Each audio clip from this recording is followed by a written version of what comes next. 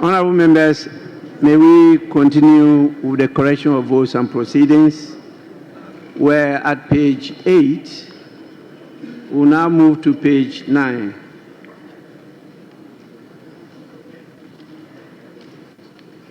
Page 10.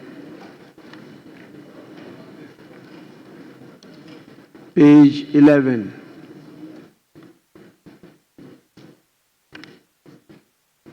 Page 12.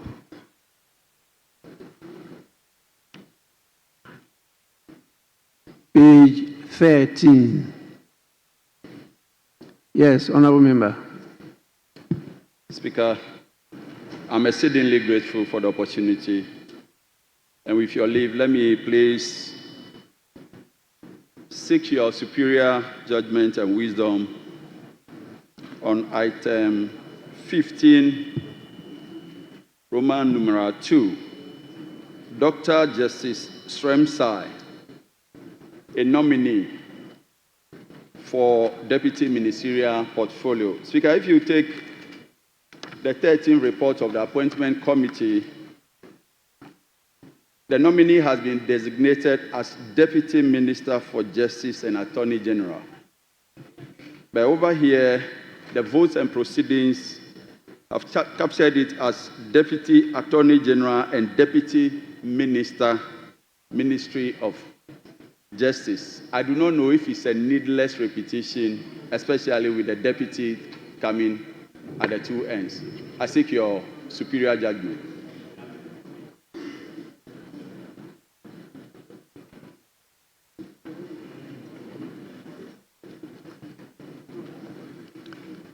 Honorable Member, this is the correct designation. He is the Deputy Attorney General and also a Deputy Minister at the Ministry of Justice. That is the correct designation. May we go on now? Page 14. Yes, please. Honorable Speaker, on page 14, item 16 motion, under conclusion of debate, the second sentence, the Honorable Second Deputy Speaker will do for the Chair at 16:31 p.m. The Honorable First Deputy Speaker to the Chair. Deputy is missing, if it could be inserted. And the same applies to the next sentence, so consequential amendment to that. Thank you. Honorable Member, we are grateful. Table office, kindly take note. Page 15.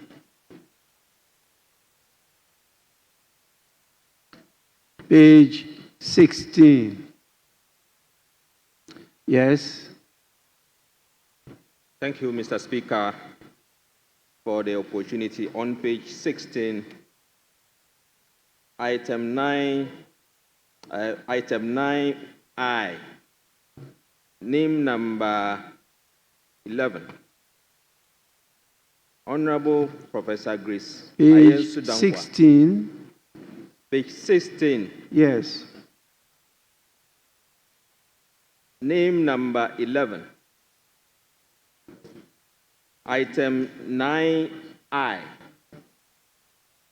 That's Committee of Selection. Oh, you're talking about item 19, not 9. 19I. 19I, Mr. Yes, Speaker. please. I'm guided. Yes. The arrangement of the title, I see some inconsistency. In some, I know for the standard in our votes and proceedings, we usually have the title, the professor, coming at the end of the name and in brackets. But in this arrangement, the arrangement is different, Honorable Professor. And I see that again on page, we haven't gotten to page 22, but I have seen that repeated several times. So if there could be some consistency with the arrangement, I think that would be helpful, Mr. Speaker. It doesn't come up. Thank you. Honorable member will take note of that.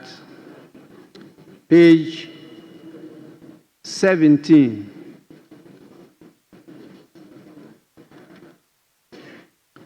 Page 18. Yes, please. Okay, Senate. Thank you, Right Honorable Speaker. Page 18. Page 18. Item 11 and 12 has been repeated. Honorable Alfred Ni Koteyashi. It's both at 11 and 12. Thank you, Mr. Speaker.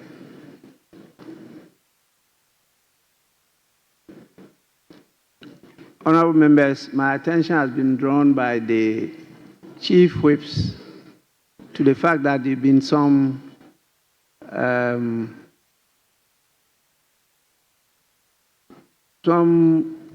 mistakes, errors in the list that was submitted and approved. I think it was on Friday. Yes. And so they are working at it and they will come back to us properly. So we await that. So if you identify some of the issues you are raising now, please kindly hold your peace. We'll get it corrected later on. Please. We'll do that later on with regard to the composition of the committees, both standing and select committees. So page 19, 20, 21, 22, 23, 24, 25, 26, 27, 28, 29, 30, up to the end of 58 will be taken later on. So please, honorable members, hold your peace until they resubmit the proper composition to the House.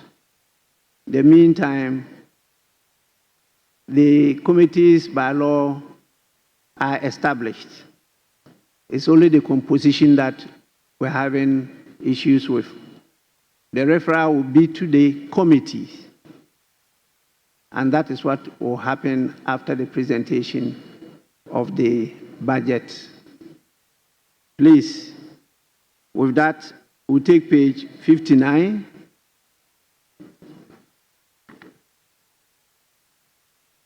Page 60. Honorable members, in the absence of any further corrections, the votes and proceedings of the 29th sitting, dated Friday, 7th March 2025, is adopted as the true record of proceedings. I have a copy of the official report of Tuesday, 25th February 2025. Any corrections? Honorable members, in the absence of any correction, yes? Mr. Speaker, some minor corrections on column 79, second paragraph, line 8. Line 8, the former president, John Agyekum Kufuor, names are very significant. The second Kufuor was spelled wrongly. It should be Kufuor, not Our. Kufuor. It's a Kufuor. Then the last paragraph, the last sentence beginning to tend to that concept. Tend is used here, but I suspect the right word should be tend, T-U-R-N, instead of tend, T-E-N-D. Thank you.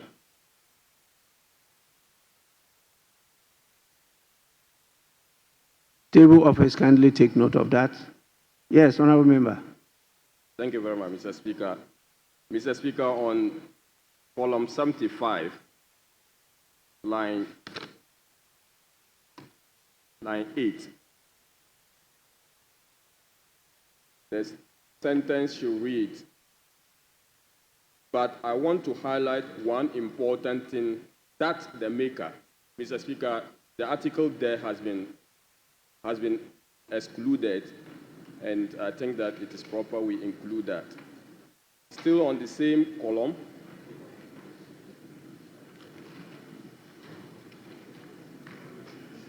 line 17. Mr. Speaker, it should read as, I think that apart from the law, the act that was passed by the House, we has been omitted. We should look at the projects. So, Mr. Speaker, the Hansard department the table should include we there. Mr. Speaker, column 76, paragraph 3. We have, Mr. Speaker, lastly, I would want to also suggest that apart from the budgeting offloading of projects, the mistake here is the phrase, the maker of the statement has to be deleted. The maker of the statement has to be deleted and replaced with we, so that it will then read as, Mr. Speaker, lastly, I would want to also suggest that apart from the budgetary offloading of projects, we could include in every brochure, ... So that, I think, should be the rendition. Lastly, Mr. Speaker, the same paragraph,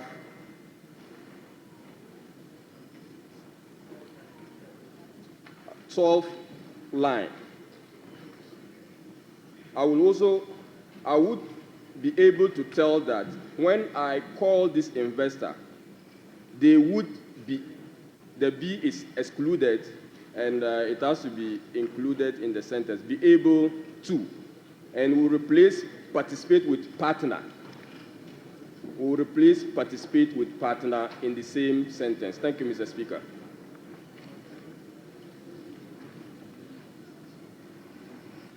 Well,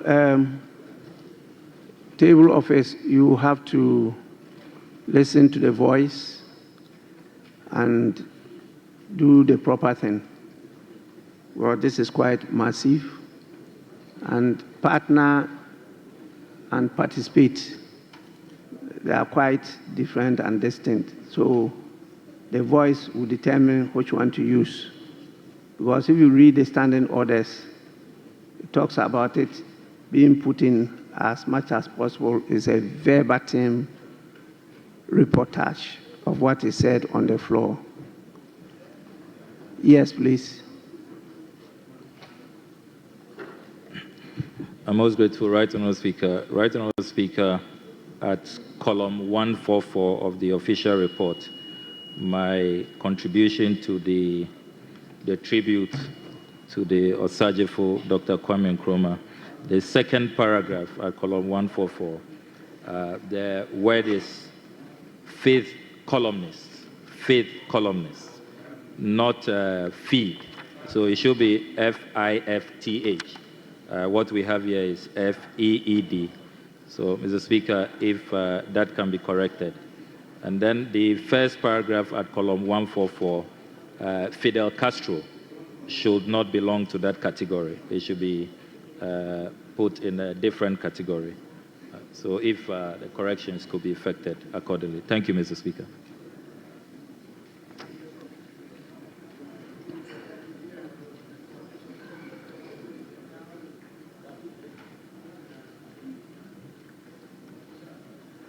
Yes, table office, kindly take note of that. Yes. Honorable members, there being no further corrections, the official report of the 25th February 2025 is hereby adopted as the true record of proceedings.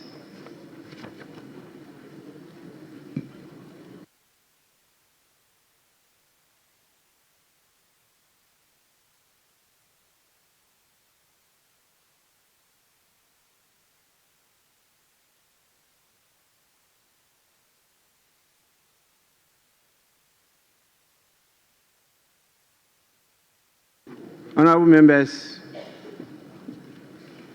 we will now move on to the item of the day.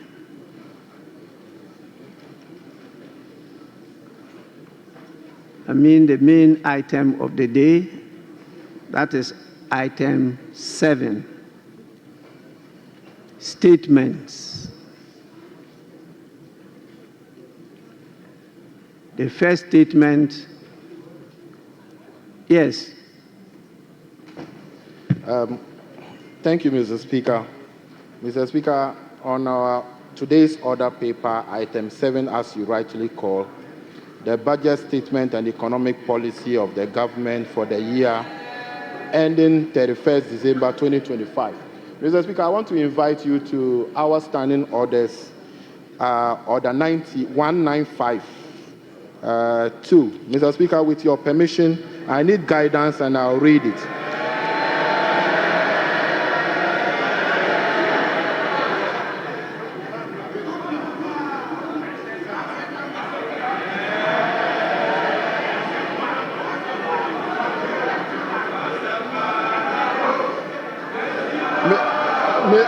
Mr. Speaker,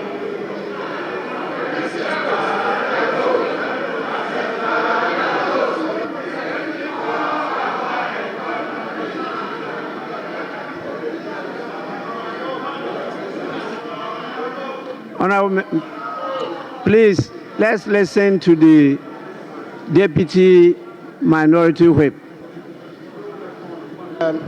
Thank you, Mr. Speaker. I think the Minister was, Mr. Speaker, order 1952. With your permission, Mr. Speaker, I need guidance and I read. The budget statement and economic policy of the government shall be presented to the House by the Minister responsible for finance on behalf of or on the authority of the President, and in a form the House may determine. Mr. Speaker, I'm emphasizing on the last part, in a form the House may determine. Mr. Speaker, as we speak, this new standing orders on this 9th Parliament, we haven't determined any form the budget statement will be presented as at now. Mr. Speaker, I have gone to read Order 6, and I have checked on our schedule from Schedule 1 to Schedule 10, and that of Order 6, and I have not been able to understand. And as we stand, Mr. Speaker, as at now, the House has not determined the form the budget is going to be presented. So, Mr. Speaker, the House has to determine the form before he can present any statement. Mr. Speaker, that is my plea, that the House must determine, my application is that the House must determine the form of the budget statement before he reads the statement. Thank you, Mr. Speaker.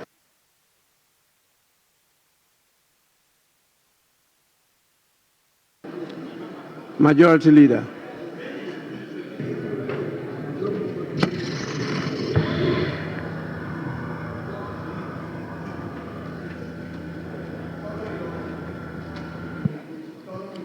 Mr. Speaker, the Public Financial Management Act and its various amendments spell out clearly the budgeting process, the requirements of a budget, what must be contained in it, and etc. And that was a legislation enacted by this same Parliament. And this Parliament acts according to the prescriptions of that legislation. So if there are provisions in the standing orders that recommend that we have a form in which the budget should be presented, the provisions of the Public Financial Management Act, of course, is the parent legislation dealing with financial management and the presentation of budgets. So, Mr. Speaker, I don't think there's an issue here. Let's proceed and take the budget statement from the Minister of Finance.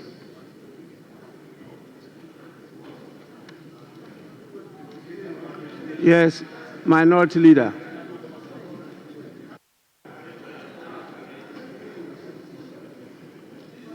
Mr. Speaker, I have listened to the application by the Member of Parliament for Tolon. I have also listened to the Leader of the House responding to the said application. The Leader of the House makes a general submission. The application was anchored on the rules of this House. A mandatory provision in Order 195, there's no may there. It reads, for the avoidance of doubt and at the risk of being repetitive, this is what it says. The budget statement in economic policy of the government shall be presented to the House by the Minister responsible for finance on behalf of and on the authority of the President, and in the form the House may determine. Yes, wait, look at them. Mr. Speaker, wait, yes. So, yes, wait. Mr. Speaker, they should take it easy. They should take it easy. They should take it easy. This is law. Take it easy. Take it easy. Take it easy. So, Mr. Speaker, what is the reverse logic? Please, for the benefit of our young ones, for the benefits of the young ones, Mr. Speaker,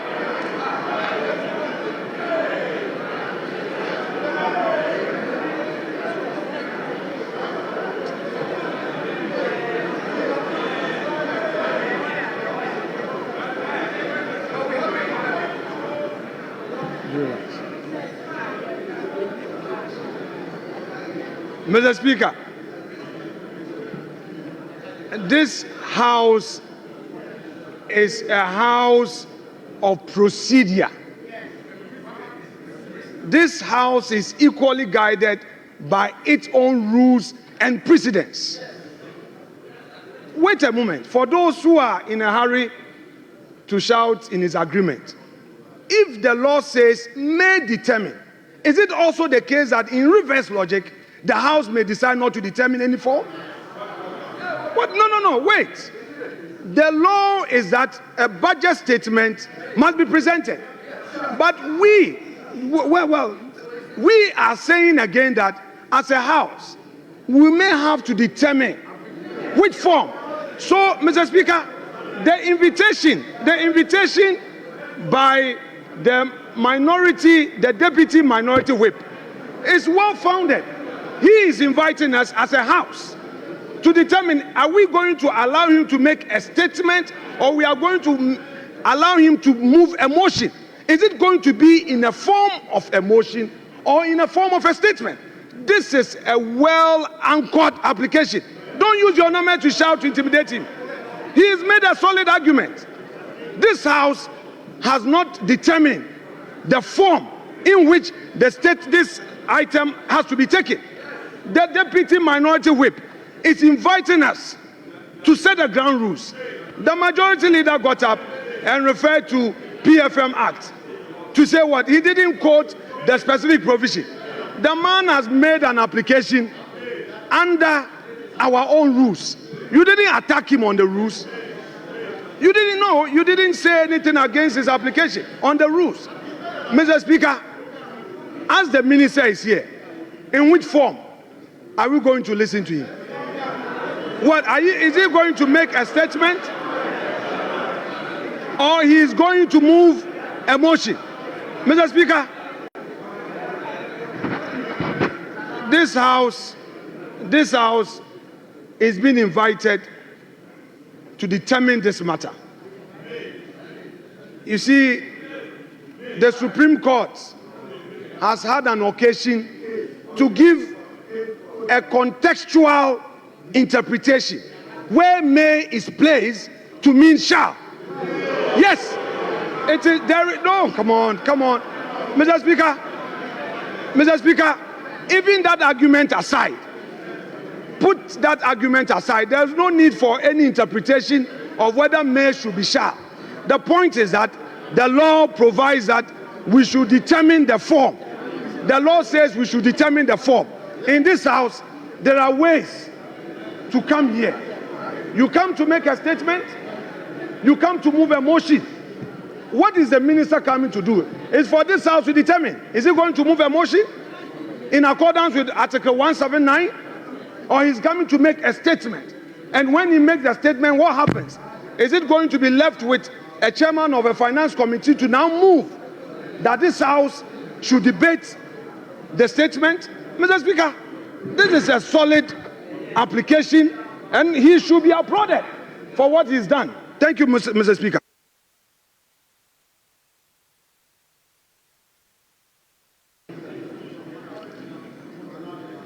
I would want to rule on this matter.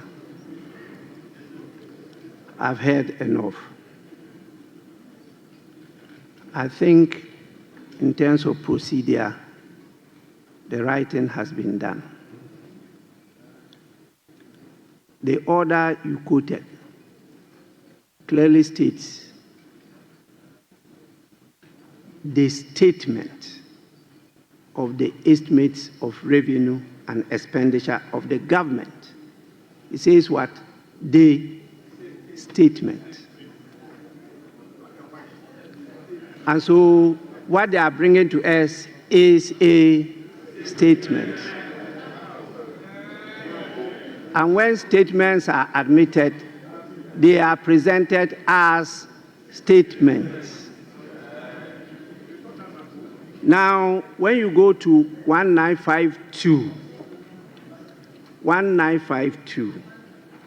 which you refer to, it says the budget statement and economic policy of the government shall be presented to the House by the minister responsible for finance on behalf of or on the authority of the president.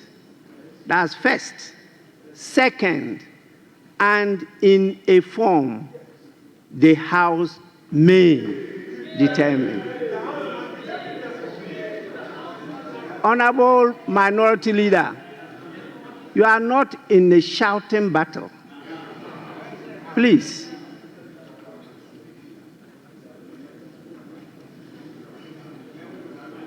This is the House. The only way the House can determine however you define form is when the statement is presented to you. The House cannot determine this matter outside the House. You can only determine it when you are truly sitting as a House. And this is the House. He's presenting the statement. If you decide that you want a form, you define form in any different manner as you are doing, then this is the time when it is presented, you take this opportunity to determine that form you want, different from the earlier forms that we've decided and been practicing. If this is what you want to do, please, the statement must first be presented to you. It has to be presented to the House. And if you may, you determine the form you want it to be presented. That can be part of the debate. But I'm not sure the definition you are putting on the word form.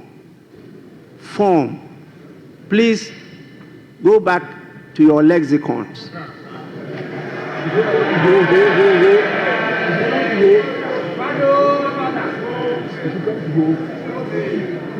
to determine the meaning of form.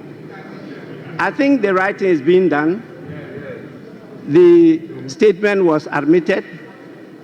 It's been properly captured on the order paper as programmed by the business committee, and the minister is here to present the statement to the House.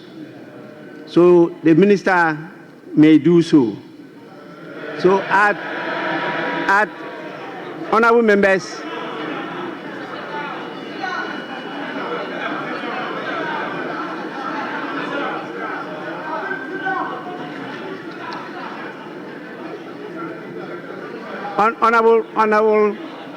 Honorable Minister, just a minute. Just a minute. Honorable members, at the commencement, yes. Mr. Speaker, just to thank you for your guidance and the proper interpretation of 1952. Thank you, Mr. Speaker.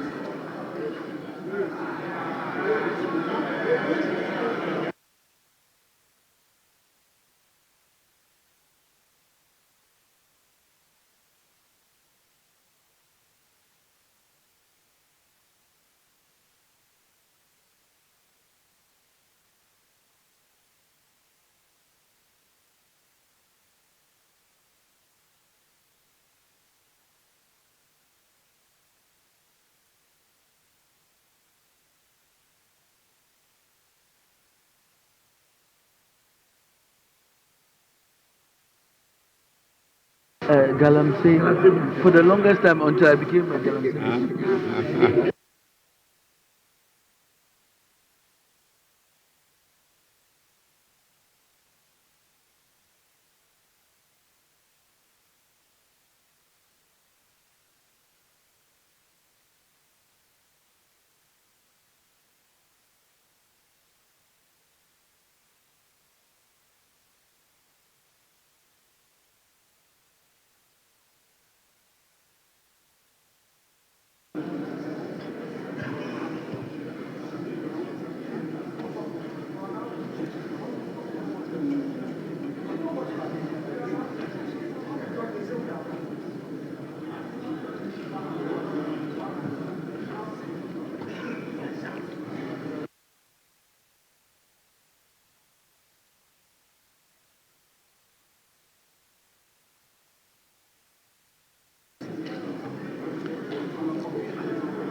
Honorable members, item 7, statements. The budget statement and economic policy of the government for the year ending 31st December 2025. Minister for Finance.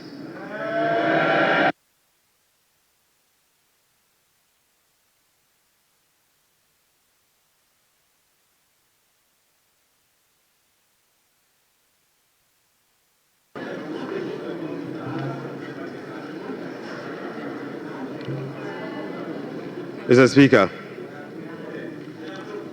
on the authority of His Excellency the President, President John Dramani Mahama, and pursuant to Article 179 of the Constitution and the other paper and the standing orders of the House, Order 1952, and today's order paper, item 7. Mr. Speaker, I present to you the budget statement and economic policy of government for the year ending 31st December 2025. Right Honorable Speaker, today marks a moment of great significance, and I have the singular honor to stand before this House to present, on behalf of His Excellency, President John Dramani Mahama, following his extraordinary mandate, the maiden budget of his new administration. Mr. Speaker, I'm deeply grateful to His Excellency the President for entrusting me with this responsibility. Respectfully, Mr. Speaker, I also submit to this House the following statutory report as required by law. the 2024 annual report on the petroleum funds in line with Section 48 of the Petroleum Revenue Management Act 2011, Act 815, as amended, Mr. Speaker. Mr. Speaker, I also submit the 2024 Energy Sector Levies Report in accordance with Section 6 of the Energy Sector Levies Act 2015, Act 899. And finally, Mr. Speaker, the 2024 Annual Report on the collection and utilization of the African Import Union Levy in line with Section 7 of the African Union Import Levy Act 2017, Act 952. Right, Honorable Speaker, with this budget, I will also be seeking a review of the following act to support the policies of government aimed at stabilizing the economy and promoting inclusive growth. The first will be an amendment to the Petroleum Revenue Management Act 2011, Act 815. The second will be the Ghana Infrastructure Investment Fund 20, Act 870. And the second will be an amendment to the Mineral Income Investment Fund Act 2018, Act 978. The Speaker, I will also be seeking amendment to the Energy Sector Levies Act 2015, Act 899. I will be seeking amendment to the Ghana Cocoa Board Act, Act 1984, the PNDC Law 81, as amended. The Speaker, that's not all. I will also be seeking amendment to the Earmark Funds Capping and Realignment Act 2017, Act 947, the Ghana Procurement Authority Act 2003, Act 663, as amended in Act 914. Speaker, I will be seeking amendment to the Ghana Education Trust Fund Act 2000, Act 581. And finally, Mr. Speaker, I will also be seeking amendment to the Fiscal Responsibility Act 2018, Act 982, and incorporating into a comprehensive public financial management act. Mr. Speaker, I forgot to add that I will also be seeking amendment to the Revenue Administration Act 2016, Act 915. So, Speaker, we remain committed to the pursuit of our 24-hour economic policy of stimulating economic growth and job creation. Right, Honorable Speaker, this policy will contribute to addressing Ghana's structural economic challenge by creating an integrated, efficient, and increasingly export-driven industrial economy that fulfills the utilization of our national resources, capital, and labor power. Right, Honorable Speaker, will be presenting the 24-hour economic policy to Parliament in due course. In this respect, Mr. Speaker, the Labour Act, the Ghana Investment Promotion Act, and other enabling legislations will be reviewed accordingly. Mr. Speaker, as part of the effort to stabilize our city through foreign exchange and gold reserve accumulation, I will also submit a bill to provide a legal framework for the establishment of the Ghana Gold Board for the consideration.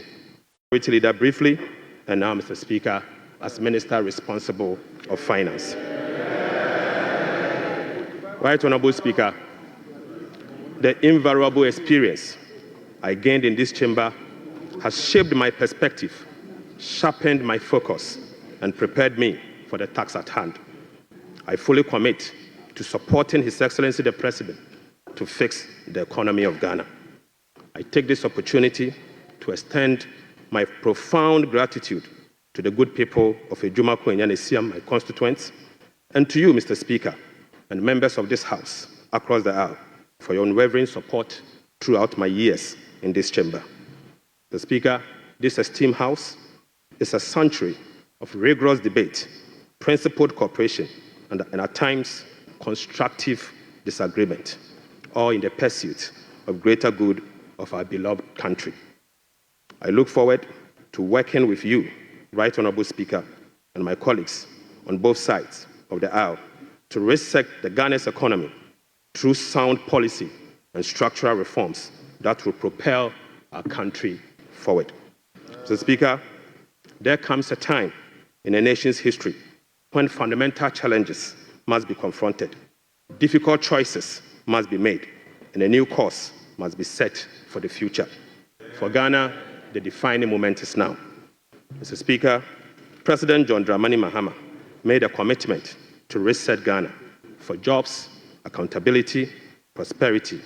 The Speaker, as captured in the NDC manifesto, in this regard, the theme of our budget is resetting the economy for Ghana we want. Right, Honorable Speaker, the democratic principles we tirelessly fought for are being held. Our democracy has been consolidated with yet another peaceful transition of power. That notwithstanding, our youth face an uncertain future with growing unemployment and hopelessness. This suggests that the dividend of democracy, such as economic prosperity and social justice, remains elusive. Mr. Speaker, the choice before us as a country are clear. We can either continue on a path of self-destruction by not confronting the problems, or we can embark on a journey of fundamental reforms and transformation, one that resets our economic model, redefines our priorities, honors our social contract, and provides opportunity for all. Mr. Speaker, luckily, President Mahama has chosen the path of reform and transformation. He will fix the economy. He will restore hope and lead us to build the Ghana we want together. Right, Honorable Speaker, this budget was preceded by the National Economic Dialogue on the theme Resetting Ghana, Building the Economy We Want Together, on the 3rd and the 4th of March 2025. Through this consensus-building dialogue, the people demanded a decisive action, real solution to the severe challenges that plagued us as a country. Mr. Speaker, the 2025 budget is a culmination of the true aspirations, felt needs, genuine desires of the people of Ghana, expressed through the engagement with diverse stakeholders. As part of our broad consultation also, ahead of the budget, we recently engaged traders at major trading centers, including the Mokola market, to listen to their concerns, gauge their expectations, and elicit their input. Mr. Speaker, the extensive consultation revealed that the overriding concern among Ghanaian traders and business community remains price and exchange rate stability. Apart from eroding their working capital, exchange rate volatilities makes effective business planning impossible and increase the cost of doing business. This budget outlines far-reaching measures which will be implemented in close collaboration with the Central Bank, the Bank of Ghana, to effectively and efficiently manage the exchange rate and inflation. Mr. Speaker, we also engage the youth of Ghana in a dialogue on social media as part of our new budget consultation. Mr. Speaker, during my engagement with the youth, it was revealed that 321 pharmacists who were employed since June 2023 have not received their salaries. We will take urgent steps to remedy this situation immediately. Right, Honorable Speaker, this conversation was an eye-opening experience, one that strengthened my belief that the voices of the youth matter in designing policies that directly and indirectly impact their lives and future. So, Speaker, in the year 2016, I came to this chamber on behalf of the then Minister of Finance, the Honorable Seth Emmanuel Tepe, and led the passage of the Public Financial Management Act 2016, Act 912, to deploy a robust public financial management system. Even though, Mr. Speaker, the Public Financial Management Act remains one of the best in the world, its poor implementation has rendered our public financial management systems weak, allowing for abuse and costly infraction. So, Speaker, President Mahama's government is committed to the full implementation of this critical legislation. So, Speaker, accordingly, we will enforce the sanction regime, link contracting and public procurement to budgetary provisions in the medium-term expenditure framework, and seek parliamentary approval for all multi-year commitments as required by law. Mr. Speaker, we will comply with the public procurement process and link them to approved budget. we will also respect the limits of the appropriations as approved by Parliament. We will rationalize the management of the compensation of employees, including conducting headcounts across the country. Mr. Speaker, I now turn my attention or my focus to the state of the Ghanaian economy as at 31st December 2025. Right Honorable Speaker, Mr. Speaker, I now focus my attention on the state of the Ghanaian economy as at 31st December 2024. Mr. Speaker, hands on heart, we inherited an economy in deep crisis. Mr. Speaker, an economy hard hit with debt and beset by other fiscal challenges, such as large accumulation of MDRS, energy sector shortfalls, and financial sector payments. Mr. Speaker, recommitment control and reckless public spending have reversed the progress made in fiscal consolidation, even under the IMF program that commenced in the year 2023. Mr. Speaker, notwithstanding the gains made under the IMF-supported program that was to achieve through the painful sacrifice of domestic bondholders, external creditors, and taxpayers, the economy remains in distress. Right Honorable Speaker, key performance indicators to be assessed by the IMF staff in the upcoming fourth review of the program, scheduled for April 2025, such as the primary balance on commitment basis, inflation, social protection, and others, as at end 2024, are likely missed. Right Honorable Speaker, in addition, all structural benchmarks due by end December 2024 are also missed. So, Speaker, inflation worsened in the year 2024 from 23.2% in the year 2023 to 23.8% in 2024. So, Speaker, the 2024 end period inflation also exceeded the budget target of 15% by 8.8 percentage points and the IMF central target of 18% by 5.8 percentage points. Unfortunately, this has triggered a discussion with IMF under the monetary policy consultation clause. Right Honorable Speaker, the primary balance on commitment basis worsened from a deficit of 0.2% of GDP in the year 2023 to a deficit of 3.9% in the year 2024. Mr. Speaker, the primary balance on commitment basis target for 2024 was a surplus of 0.5% of GDP. Sadly, the previous government recorded a deficit of 3.9 percentage point of GDP. This presents a slippage of a whopping 4.4 percentage points. Right Honorable Speaker, at the end of December 2024, total central government arrests amounted to 67.5 billion Ghana cedis, representing 5.2% of GDP. The Speaker, with the road sector recording an arrest of 21 billion Ghana cedis.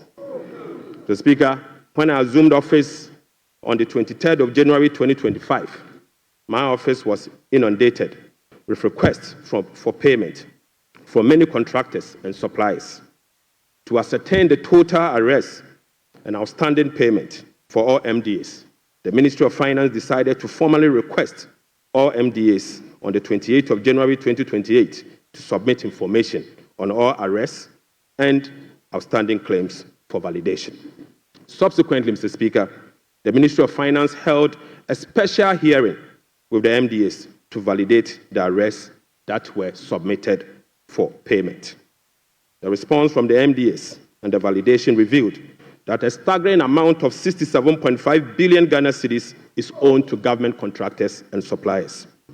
Mr. Speaker, this consists of MDA's outstanding interim payment of invoices worth 49.2 billion and bank transfer advice at the Controller Accountant General worth 18.3 billion Ghana cedis. Mr. Speaker, this 67 billion excludes 1.73 billion US dollars owed to independent power producers, This 67 billion also exclude 68 billion Ghana cedis owned by Electricity Company of Ghana to contractors. Mr. Speaker, this 67 billion US dollars also exclude the 32 billion owned by the Ghana Cocoa Board to contractors. And Mr. Speaker, this 67.5 billion also excludes the 5.75 billion owned by the Ghana Road Fund to various contractors. Right, Honorable Speaker, the Bank of Ghana is also seeking an amount of 53 billion Ghana cedis as bailout to be able to address their negative equity challenge that they face. Mr. Speaker, as part of the measures to address these mounting accumulated arrests, we have commissioned an audit of these arrest payments and guarantee value for money before a penny will be paid. Mr. Speaker, before a penny will be paid, we'll commit to do that arrest. Right, Honorable Speaker, in addition to the 67.5 billion cedis in arrests, the validation process also revealed that MDAs have awarded contract to the tune of a minimum 194 billion Ghana cedis. Mr. Speaker, this amount represents 16.5% of GDP as at the end of 2024, with the road sector again alone accounting for 100 billion Ghana cedis. Mr. Speaker, most of these contractors and most of these contracts were awarded without commencement certificate and authorization. Mr. Speaker, this is in blatant violation of the Public Financial Management Act, Act 921. Right, Honorable Speaker, let me now update you on our debt service obligations. Mr. Speaker, apart from the huge arrests and commitment, our fiscal situation is further complicated by huge bullet debt service and constrained fiscal financing options. Currently, Mr. Speaker, the government option to finance the budget is limited to only Treasury bill market following the debt restructuring program.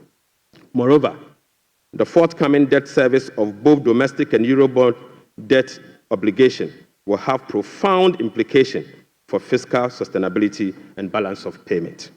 Right, Honorable Speaker, domestic debt service alone, programmed for the next 4 years, is 150.3 billion Ghana cedis. So, Speaker, simply put, the interest and principal payment that will be due for payment beginning now for the next 4 years is 150.3 billion Ghana cedis. This represents 11.6% of GDP in domestic debt service obligation alone. The Speaker, of this 150 billion US Ghana cedis, 73.3% of this 150 billion Ghana cedis is due for payment in the year 2027 and 2028. Right, Honorable Speaker, 2027 alone, the domestic debt service that will be falling due will be 57.6 billion, and 2028 will be made to call upon to pay 52.5 billion Ghana cedis. So, Speaker, the debt service obligation of 2027 and 2028 are major harms. These harms are cancerous and pose significant risks to the economy of Ghana. But, Mr. Speaker, touch wood, we shall fix it. We shall fix it. Mr. Speaker, our debt service obligation of this financial year is equally burdensome with significant harms. February, we were called upon to pay 9.9 billion. July, we'll be paying 6.2 billion. And August, we'll be paying 10.1 billion, all this year. Right, Honorable Speaker, the fiscal challenges are further compounded by the significant short-term Treasury bill that we also inherited.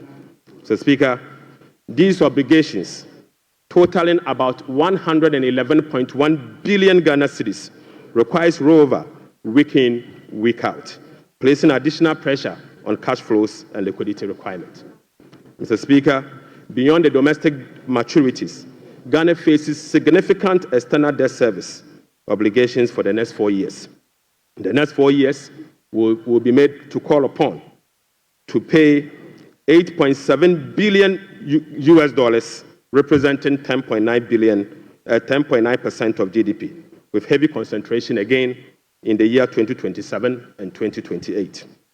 Again, Mr. Speaker, 55% of this external debt service will be due in the year 2027 and 2028. Right, Honorable Speaker, in the year 2027, we'll be made to pay $2.5 billion US, and 2028, we'll have to again pay $2.4 billion US.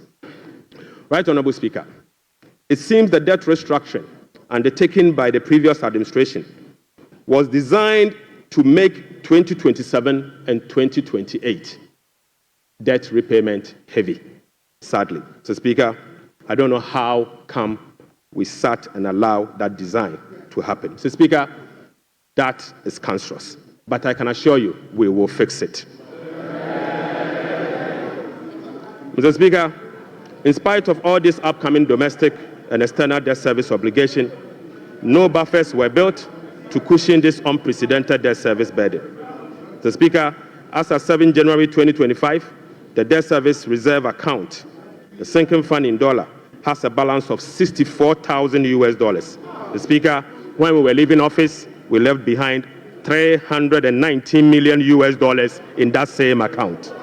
Mr. Speaker, the debt service reserve CD account had an amount of 143 million Ghana cedis. Right, Honorable Speaker, when we were leaving office, the balance was 430 million Ghana cedis. So, Speaker, I now move you to stalled project. So, Speaker, due to the bilateral creditors' debt restructuring that is ongoing, undertaken by previous administration, a staggering number of 55 projects have been halted. So, Speaker, this leaves a massive amount of $3 billion US in undisbursed loans and about $300 million in outstanding interim payment certificates, IPCs. Some of these projects include the famous Efie Kwanta Hospital, the Kejetia Market Phase 2, the Bolgatanga Boko Pomokrom Road, and the Tema Aflawa Road project. Delayed payment and demobilization from site could result in cost overruns of over $1.1 billion US. Right, Honorable Speaker, the IMF-supported program imposed an annual disbursement ceiling of $250 million for all bilateral loans that are being restructured. This constraint means that it will take a minimum of 12 years to complete all of this stalled program. So, Speaker, unfortunately, as a result of the debt restructuring, all this stalled program, working with the IMF will take a minimum of 12 years if we decide to go business as usual. We'll be engaging in the coming days to resolve this challenge. Speaker, I now take you to the famous energy sector fiscal risk. Mr. Speaker, the increase in energy sector financing shortfall is posing significant risk to the Ghanaian economy. In the year 2024, the Ministry of Finance supported the energy sector with payment of about 20.8 billion Ghana cedis. These resources could have been used for job creation and other development programs, like roads, schools, and hospitals, if the sector inefficiencies were resolved.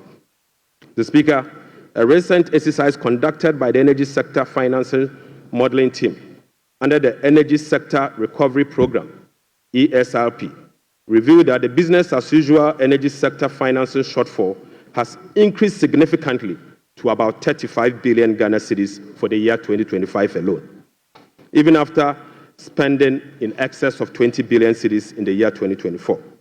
Right, Honorable Speaker, more importantly, the shortfall for the period 2023 to 2026 has been estimated to be about 140 billion Ghana cedis. The Speaker, this amount is 20 times more than the allocation for goods and service for all MDAs in the year 2025.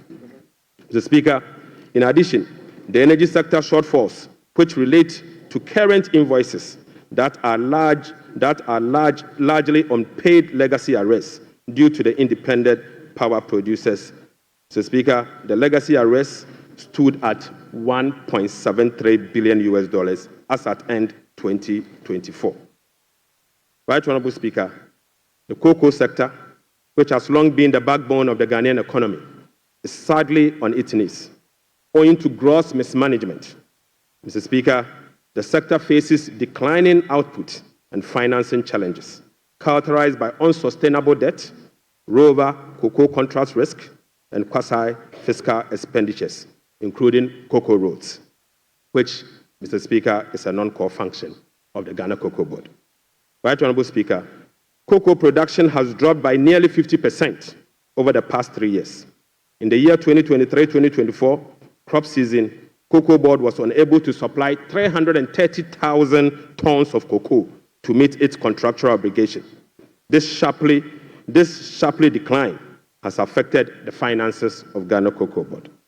This undersupply has been rolled over for subsequent years for the new administration to pay. So, Speaker, these 2023 to 2024 forward sales contracts, locked in at lower prices than the current market rates, have resulted in revenue losses of about $840 million for both Ghana Cocoa Board and the impoverished cocoa farmer.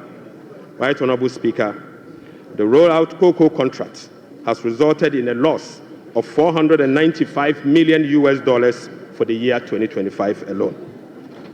So, Speaker, these are the risks in relation to the market price differentials and, as a result, costs causing the smuggling that we see with Ghana Cocoa Board.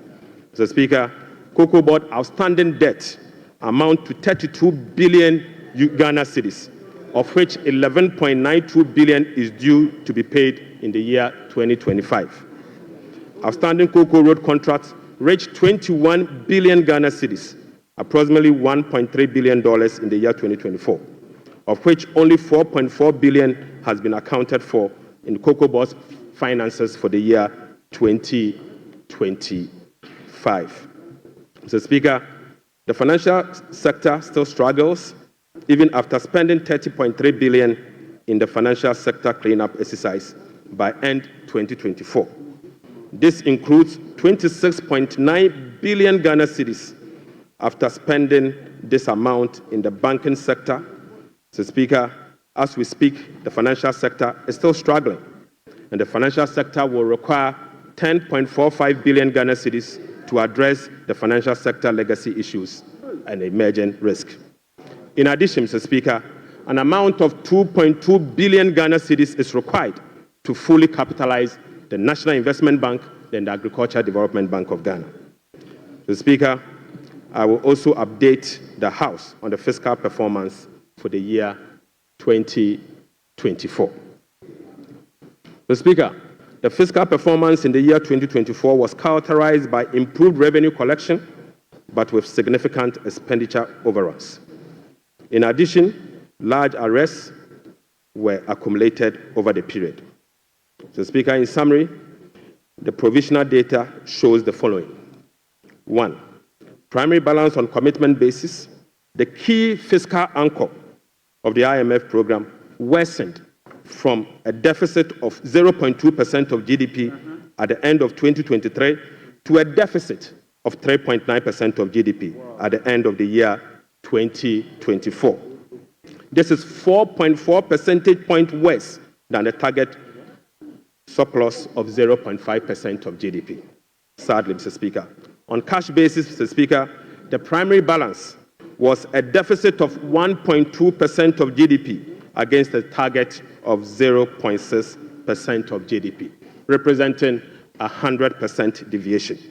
Mr. Speaker, the overall fiscal balance on commitment basis for 2024 was a deficit of 7.9% of GDP against a target of 4.2% of GDP, while the overall fiscal balance on cash basis was a deficit of 5.2% of GDP against a target of 5.3% of GDP.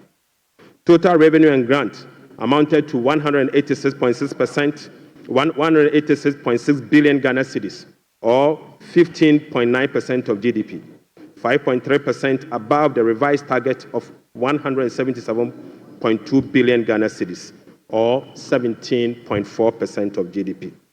The performance was mainly driven by higher than programmed oil and gas receipt and higher non-oil tax revenue collection. Total expenditure on commitment basis including discrepancies, amounted to 279.2 billion, or 23.7% of GDP. This is 27.1% above the budget provisions of the year 2024, Mr. Speaker. The primary balance on commitment basis, including discrepancies, amounted to 232.4 billion, or 19.8% of GDP. This is 35.3% above the target of 171.7 billion, or 16.8% of GDP. Unfortunately, Mr. Speaker, all expenditure lines exceeded their respective targets for the period, except for interest payments, goods and service, and other expenditures. Right Honorable Speaker, the discrepancies for the year 2024 being unclassified expenditure was 3.8 billion Ghana cedis as compared to 12.9 billion Ghana cedis in the year 2023. Mr. Speaker, at the end of December 2024, provisional data indicate that gross central government and guaranteed debt was 726.7 billion from 610 billion in 2023. This represents 61.8% of GDP in 2024, compared to 68.7% in the year 2023. Mr. Speaker, it is instructive to note that the debt to GDP ratio and the dollar component of our debt that has come down, that has reduced, is as a result of the 37% haircut on principal of Eurobond debt under the debt restructuring. Mr. Speaker, it is important to know that. Mr. Speaker, Right Honorable Speaker, it is instructive to note that the debt to GDP that has reduced is as a result of the 37% haircut on principal and interest that were given to Eurobond bondholders. So, Speaker, you may recall that the government commenced the debt restructuring program in the year 2022 to restore debt sustainability and economic stability. As of now, the restructuring process is approximately 93% completed. The remaining 7% relate to debt of $2.7 billion owed to commercial creditors. We are committed to completing the remaining debt restructuring as soon as possible. So, Speaker, real sector development in the year 2024. Right Honorable Speaker, provisional 2024 GDP statistics published by the Ghana Statistical Service on the 10th of March 2025 shows that overall real GDP growth increase. So, Speaker, at the end of increased to 5.7% in the year 2024. So, Speaker, I take that again. The Speaker, provisional 2024 GDP statistics published by the Ghana Statistical Service on the 10th of March 2025 show that overall GDP growth grew by 5.7% of GDP in the year 2027, compared to the growth rate of 3.1% recorded over the same period. Mr. Speaker, the key driver of this growth was largely coming from gold mine. Mr. Speaker, including Galamsey. Including Galamsey. Mr. Speaker, Galamsey growth cannot be sustainable. Mr. Speaker, non-oil GDP growth. Mr. Speaker, the non-oil GDP grew by 0.6% in the year 2024, compared with the growth rate of 3.6% recorded in 2023. Mr. Speaker, the gross international reserves increased to a stock position of $8.98 billion at the end of 2024, and was enough to cover 4 months of imports, exceeding the target of a floor of 3 months of import cover. At the end of 2024, the currency had depreciated by 19.2% against the US dollars, 17.8% against the euro, against the British pound, Mr. Speaker, and it had depreciated by 13.7% against the euro. Mr. Speaker, Right Honourable Speaker, it is what it is. The state of our economy is troubling, but we will fix it. Mr. Speaker, touch wood, we will fix it. But Mr. Speaker, it will require some sacrifices, truthfulness, transparency, and discipline. We will take strong measures to confront the situation head on. Mr. Speaker, the sacrifice must come from all stakeholders, beginning with the government. Mr. Speaker, His Excellency the President appreciates this and has led the charge by significantly downsizing his government from the Elephant 88 to the Umbrella 60. Mr. Speaker, he has also reduced the number of his government ministries from the Elephant 30 to the Umbrella 23. Mr. Speaker, as part of the contribution to the resetting agenda, organized labor has followed suit by working with government and employers association to agree on a modest 10% increase in base pay and minimum wage for the year 2025. Right Honourable Speaker, on behalf of His Excellency the President, I would like to express my profound gratitude to organized labor and employers. Mr. Speaker, ordinary Ghanaians have also sacrificed by enduring the negative impact of severe currency depreciation since 2022. Hyperinflation, high food inflation, principal and interest haircuts, soaring interest rates, among others. Mr. Speaker, it is now time for the people's representative, the members of Parliament, and the judiciary to also follow suit. I would like to call on all other stakeholders, including the business community, faith-based organizations, academia, and civil society to support this national call. So, Speaker, our immediate task is to reset our nation, to restore good governance, reduce the excruciating suffering of our people, and set our country on a trajectory of economic transformation. So, Speaker, our vision is to build a prosperous and a democratic state, anchored on the principles of freedom and justice, providing equal opportunities for all. So, Speaker, through this vision, we will work together to build the Ghana we want. Right Honourable Speaker, the resetting agenda will be anchored on the following.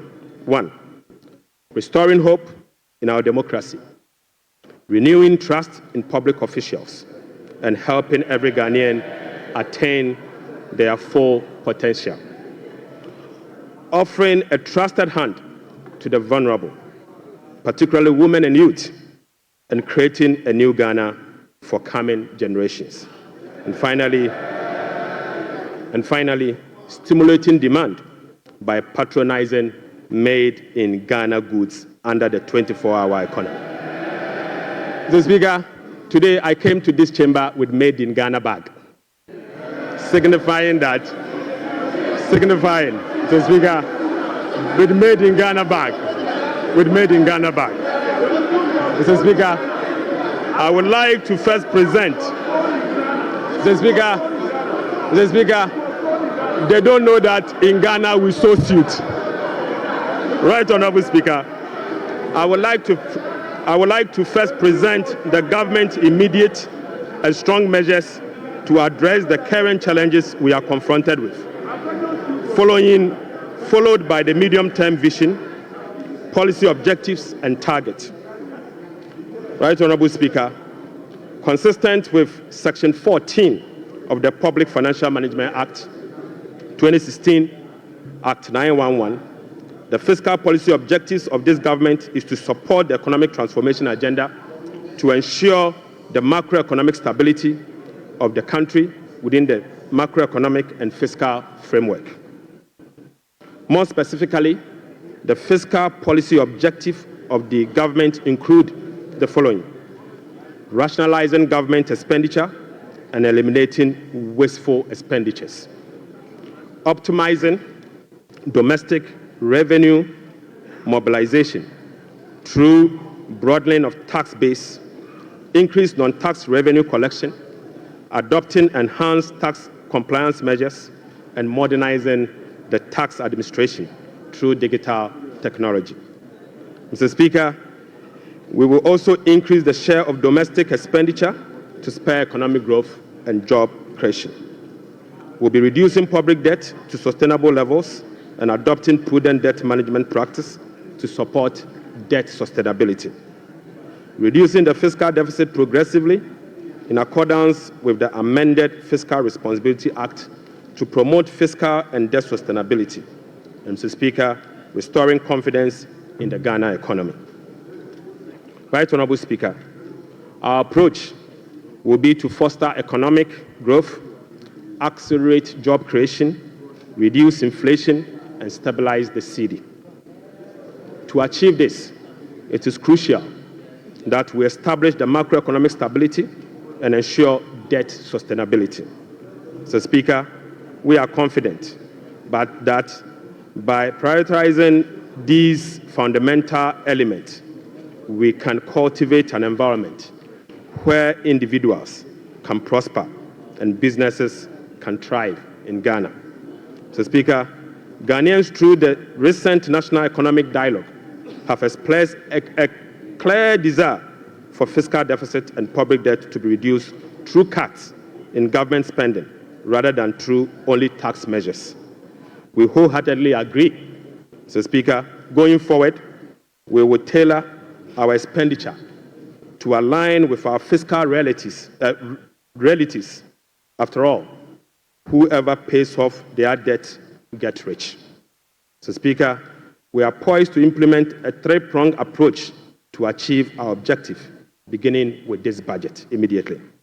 First will be to recalibrate the fiscal adjustment, and we believe that by prioritizing spending-led fiscal adjustment can initiate a positive cycle. Fiscal adjustment can initiate a positive cycle in a way that first, it will help lower inflation and curb depreciation of the cedi. Secondly, it will lessen government reliance on borrowing, which in turn will reduce the crowding out of private sector and lower interest rates. Lastly, this approach will ease the strain on monetary policy, allowing the central bank some greater flexibility to reduce monetary policy rates, ultimately resulting in lower bank and lending rates. Mr. Speaker, the second approach will be to deliver a shock therapy. Mr. Speaker, we are implementing a form of shock therapy to the economy by making significant spending cuts this year, thereby reducing the government financing needs and front-loading fiscal adjustment. This is the down payment for our policy credibility and creditworthiness. Right Honorable Speaker, our third approach will be to restore fiscal responsibility. By moving forward, we will enhance public financial management by empowering ministers to effectively manage their budget on their own, ensuring strict compliance with the commencement certificate. Mr. Speaker, we'll be passing and enforcing a revised Fiscal Responsibility Act. And finally, we will enforce the sanction regime for non-compliance of the Public Financial Management Act. Mr. Speaker, in pursuit of the overarching macroeconomic objectives, the following macroeconomic targets have been set for the year 2025. Overall real GDP growth of at least 4% of GDP. Mr. Speaker, not less non-oil real GDP growth of at least 4.8% of GDP. Mr. Speaker, end period inflation rate of 11.9%. Mr. Speaker, primary balance on commitment basis of a surplus of 1.5% of GDP. Mr. Speaker, gross international reserves, including oil funds and encumbered assets, to cover not more than a minimum of 3 months of import. Mr. Speaker, to address inflation, government will implement a number of measures to complement the Bank of Ghana and monetary authorities. So, Speaker, the measures to stabilize the exchange rate include the following. We will be establishing the Ghana Gold Board to enhance the generation of accumulation of forex to support the stability of the Ghana cedi. The Bank of Ghana will continue to implement its FX forward auction to support the stability of the Ghana cedi. Government's strong fiscal consolidation through the reduction in public sector spending and the fiscal deficit will reduce the pressure on the exchange rate. Mr. Speaker, our import substitution drive under the 24-hour economy involving domestic production of key products originally imported will reduce import and related FX requirements, boding well for FX stability. Right Honourable Speaker, we are addressing the inflation problems through a number of measures, including the following. First, specific interventions, including the Agriculture for Economic Transformational Agenda, is expected to increase food production and reduce food inflation. Government will implement policies that target items with large weight in the CPI basket, such as transportation and utility, to reduce their prices. Mr. Speaker, our aggressive fiscal consolidation drive aimed at reducing the fiscal deficit and borrowing will contribute significantly to reducing inflationary pressures.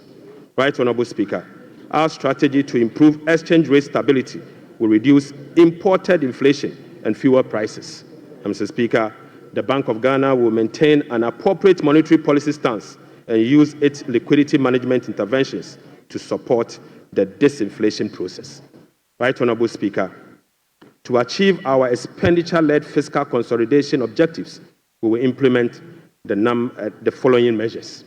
Mr. Speaker, I now take you to our expenditure measures. Mr. Speaker, the following expenditure measures will be implemented in 2025 and the medium term to support fiscal consolidation agenda. First, we will conduct a comprehensive audit to validate the quantum of arrests and commitment as at 31st December 2024. Mr. Speaker, the mandatory use of blanket purchase order to capture multi-year commitment contracts in line with our medium-term expenditure ceilings will be implemented. We will amend the Public Procurement Act to provide for an independent value for money office to scrutinize government procurement. Mr. Speaker, we will also work with Parliament to amend the Public Procurement Act to make commencement certificate and budgetary provision a prerequisite for all procurement that will be paid by the central government. Mr. Speaker, we will fully integrate GANEPS and GIFMIS to ensure that only MDA's projects and purchase orders that have approved budget and allotment can obtain procurement approvals. Mr. Speaker, we will operationalize the compliance desk at the Ministry of Finance to monitor reports on commitment and arrest accumulation. Mr. Speaker, aside that, we will publish a PFM league table for compliance purposes. We will strictly enforce sanctions under the sections 96 to 98 of the Public Financial Management Act for breaches of the PFM Act, specifically those that relate to arrest accumulation and commitment control. Right Honourable Speaker, we will cut waste and we will cut it very deep. Mr. Speaker, in this regard, we have selected expenditure items including the Ghana Cares, the USTAT, One District, One Factory for complete elimination. Mr. Speaker, we will reassign the functions of development authorities such as Coastal Development Authority, the Northern Development Authority, the Middle Belt Development Authority to the district assemblies and do away with the development authorities. So, Speaker, we will amend the Petroleum Revenue Management Act to allocate all ABFA resources for infrastructure use, not for goods and services, but for infrastructure use. So, Speaker, the National Health Insurance will receive full allocation under the earmark funds capping and realignment act. So, Speaker, the road fund will receive full allocation under the earmark fund and capping and realignment act. So, Speaker, JNPC share of net carried and participating interest. From 30, we will reduce the GNPC share of net carried and participating interest from 30% to 15%, and fully restore transfers to GNPC under the earmark fund and capping alignment act. Right, Honorable Speaker, we'll be amending the Mineral Income and Investment Fund Act to ensure that 80% of the royalties originally maintained by MIF is transferred to the Consolidated Fund for Infrastructure Development. Right, Honorable Speaker, we will strengthen social protection through the implementation of new interventions such as the no academic fee policy for all first-year students in public tertiary institutions under the No Fee Stress Initiative. The Speaker, it also includes the free tertiary education for persons with disability, free primary health care, the Ghana Medical Trust Care, otherwise known as Mahama Care, and free sanitary pads for schoolgirls. Mr. Speaker, to address the energy sector challenges, including reducing the quantum of large energy sector shortfalls, the following energy sector recovery program interventions will be implemented this year. First, Mr. Speaker, ECG and NEDCO will implement a number of measures, including metering and implementation of private sector participation. Mr. Speaker, we'll also implement the liquid fuel to gas swap through an increase in N-gas supply from 60 MMSC per day to 100 MMSC to take advantage of cheaper gas prices and others. Mr. Speaker, we will complete the IPP capacity renegotiation to generate some savings through negotiated lower fixed capacity charges and variable O&M charges. Mr. Speaker, as agreed with the IMF by the previous administration, we will implement the following ESRP measures to achieve the structural benchmark of the IMF program. Mr. Speaker, PURC will continue to implement the quarterly tariff adjustment to reflect changes in inflation, exchange rate, and generation mix. Mr. Speaker, PURC will also undertake a major tariff adjustment, which will be due in fourth quarter of 2025, to reflect capacity charges, additional liquid fuel usage, and additional CAPEX. The weighted average cost of gas will be increased from the current $7.80 per MMBTU to $8.45 to reflect the increased prices of natural gas as well as the changes in the supply mix.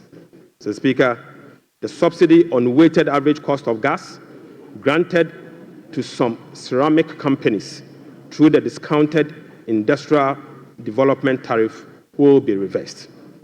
Mr. Speaker, I now take you to the revenue measures. Mr. Speaker, in proposing some revenue measures to achieve the 2025 fiscal target for your consideration, I'll first take you to the IMF requirement. Mr. Speaker, this measure is inconsistent with our commitment under the IMF-supported program to observe a non-oil tax revenue effort of 0.6% point of GDP annually as part of the measures to improve domestic revenue mobilization and achieve our debt sustainability target over the medium term. Right, Honorable Speaker, despite our commitment to increase the non-oil tax revenue by 0.6%, we have programmed the following nuisance taxes for removal in line with our manifesto promise. Mr. Speaker, we will abolish the 10% withholding tax on winning from lottery, otherwise known as the betting tax. Mr. Speaker, we will abolish the electronic transfer levy, e-levy, of 1%.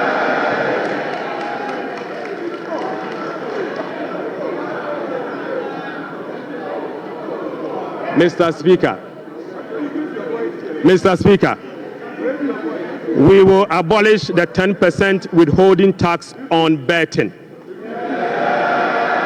We will abolish the electronic transfer levy, e-levy of 1%. We will abolish the emission levy, otherwise as in Wusie tax. We will abolish the VAT on motor vehicle insurance policy. Mr. Speaker, we will abolish the 1.5% withholding tax on unprocessed gold by small-scale miners.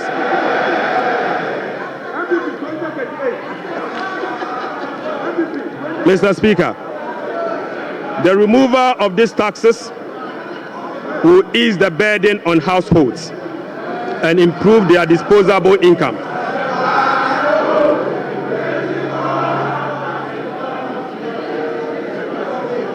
Right, Honorable Speaker, the removal of these taxes will ease the burden on households and improve their disposable incomes. In addition, it will support business growth and improve tax compliance. Mr. Speaker, Right Honorable Speaker, the tax refund account has been abused in recent years. In the last 8 years, a study revealed that 29.1 billion Ghana cedis had accrued to the tax refund account, with only 12.5 billion Ghana cedis, representing 43% of the total accrued amount, being used for tax refund purposes. Mr. Speaker, the study also revealed that 16.6 billion Ghana cedis, representing 57% of the total amount accumulated in the tax refund account, was misapplied. Mr. Speaker, which is a total violation of the Revenue Administration Act, Act 915, and the Public Financial Management Act. Instructively, Mr. Speaker, there were virtually no tax refund arrests over the period. Mr. Speaker, and therefore, we are reducing the current tax refund ceiling by 2 percentage points from 6% to 4% of total revenue, as defined in Section 69 of the Revenue Administration Act, Act 915. Mr. Speaker, by reducing the ceiling on the tax refund from 6% to 4%, Right Honorable Speaker, we have saved the taxpayer 3.8 billion Ghana cedis. Mr. Speaker, this amount is enough to close the revenue shortfalls from the removal of the e-levy and the betting levy. So, Speaker, the e-levy would have accrued 1.9 billion Ghana cedis, and the betting tax would have accrued 180 million. The two put together is just above 2 billion Ghana cedis. By reducing the tax refund account from 6 to 4, it is enough to remove this tax, and the savings will be provided to take care of social interventions. Mr. Speaker, already we have saved 3.8 billion cedis for 2025 alone from one source, and this is enough to close the gap from the taxes we have removed today.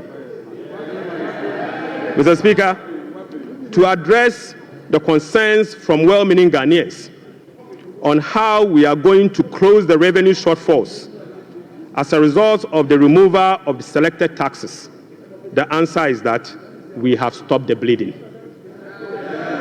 We have stopped the bleeding. Mr. Speaker, accordingly, with this budget, we will amend the Revenue Administration Act 2016, Act 915. This measure will improve the tax revenue net of tax refund by 2%, representing 0.3% of GDP. Mr. Speaker, in line with government policy, the 2025 minimum wage, recently negotiated with the National Tripartite Committee, will be zero rated. This is consistent with our resolve to protect the poor and the vulnerable. Mr. Speaker, again, without increasing the levy, we will also review the Energy Sector Levies Act to consolidate the energy debt recovery, the Energy Sector Recovery Levy, and the Sanitation and Pollution Levy into one levy and use the proceeds to cater for energy sector shortfalls and service the inherited debt service obligation. Mr. Speaker, the reset has just begun. Right, Honorable Speaker, the rest of the energy sector levies, including the road fund levy, energy fund levy, price stabilization and recovery levy, public lighting levy, and national electrification levy will remain to support the achievement of their intended objectives. Right, Honorable Speaker, Ghana has not sufficiently capitalized on the benefits of its extractive sector to generate revenue to support development and diversification.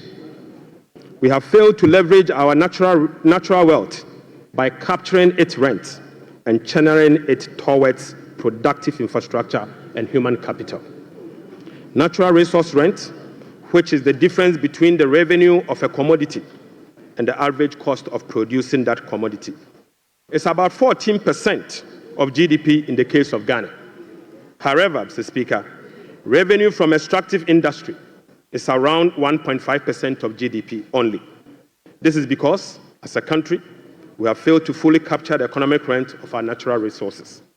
Mr. Speaker, whereas global gold prices have seen some significant increase in recent times, Ghana has not been able to take full advantage of the development.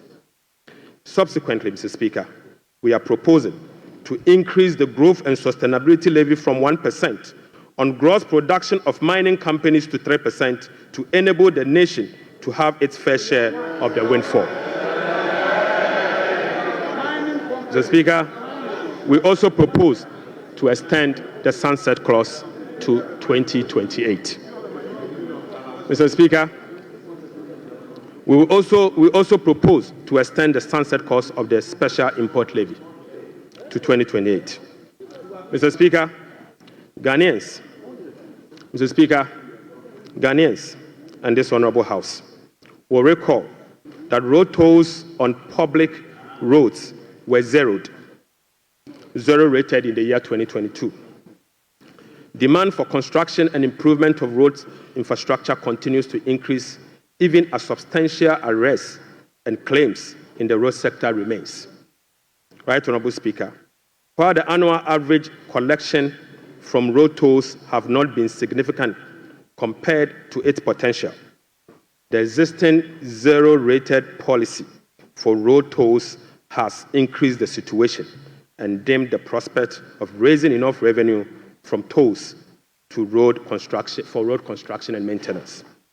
Accordingly, government will work with the stakeholders, including the private sector, to roll out a technology-driven solution to reintroduce road tolls this year as part of the big push. Right, Honorable Speaker, we will also strengthen the legal and regulatory regime for non-tax revenue and enforce the framework to improve service delivery. This will be achieved through the introduction of an overarching non-tax revenue legislation, amendment of existing relevant laws, and the development of a national non-tax revenue strategy and policy. Mr. Speaker, as part of the reforms to improve other non-tax revenue streams, government will explore the operationalization of a regulatory framework for collection, management, and reporting of property rates consistent with our medium-term revenue strategy, 2024 to 2027, and the Local Government Act. Mr. Speaker, we believe that the local authorities must be given the opportunity to collect their own property rates. Mr. Speaker, the current compliance rate for SMEs and personal income tax is below 30%, which is extremely low. Government will embark on an aggressive and sustained tax education campaign in the next 2 to 3 years to ensure improved compliance and tax revenue mobilization. We will also institute a quarterly dialogue on tax issues among the Ghana Revenue Authority, Ministry of Finance, and the business community to ensure that issues affecting businesses are addressed promptly. Mr. Speaker, I now take you to VAT reforms. Right, Honorable Speaker, we commit to the people of Ghana and this House, the business community, that we will undertake a comprehensive value-added tax reform this year. Mr. Speaker, with the aim to review the current distortions and cascading structure of the value-added tax regime. Ghana's effective rate, VAT rate, is about 22%. This is obviously because the 2.5% Get Fund levy, the National Health Insurance levy of 2.5%, and the COVID levy are well added to the base for a final determination of what is due for VAT purposes. Mr. Speaker, aside the high VAT rate, businesses are not permitted by law to claim their input VAT for NHIL, Get Fund, and COVID levy, compounding the burden on households. Right Honourable Speaker, our VAT regime has been distorted and rendered inefficient. It combines both VAT and sales tax principles with a flat rate, standard rate, and levies. We have requested for technical assistance from the Fiscal Affairs Department of the IMF on VAT reforms.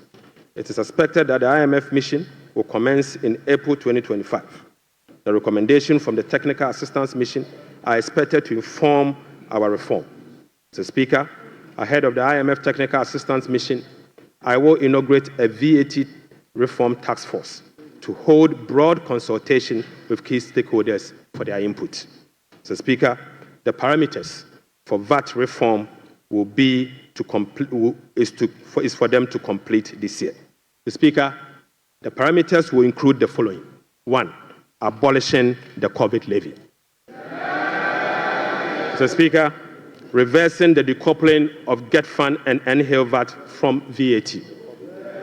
Mr. Speaker, reducing the effective VAT rate for households and businesses. Reversing the VAT flat rate regime and upwardly adjusting the VAT registration threshold to exempt micro and small businesses from the collection of VAT. Mr. Speaker, will also improve compliance through public education and awareness. Mr. Speaker, I now take you to revenue mobilization and resource allocation.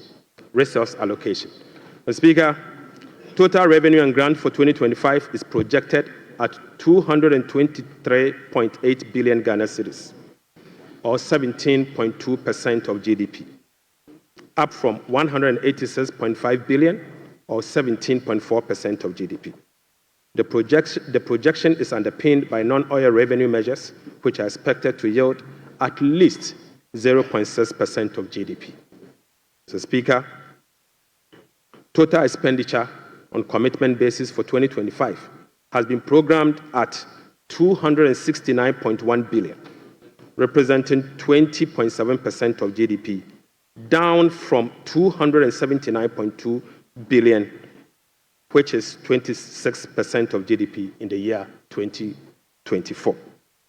Primary expenditure on commitment basis is projected at 204.7 billion Ghana cedis, representing 15.8% of GDP, which is a significant decline from 232.4 billion, representing 21.7% of GDP in the year 2024.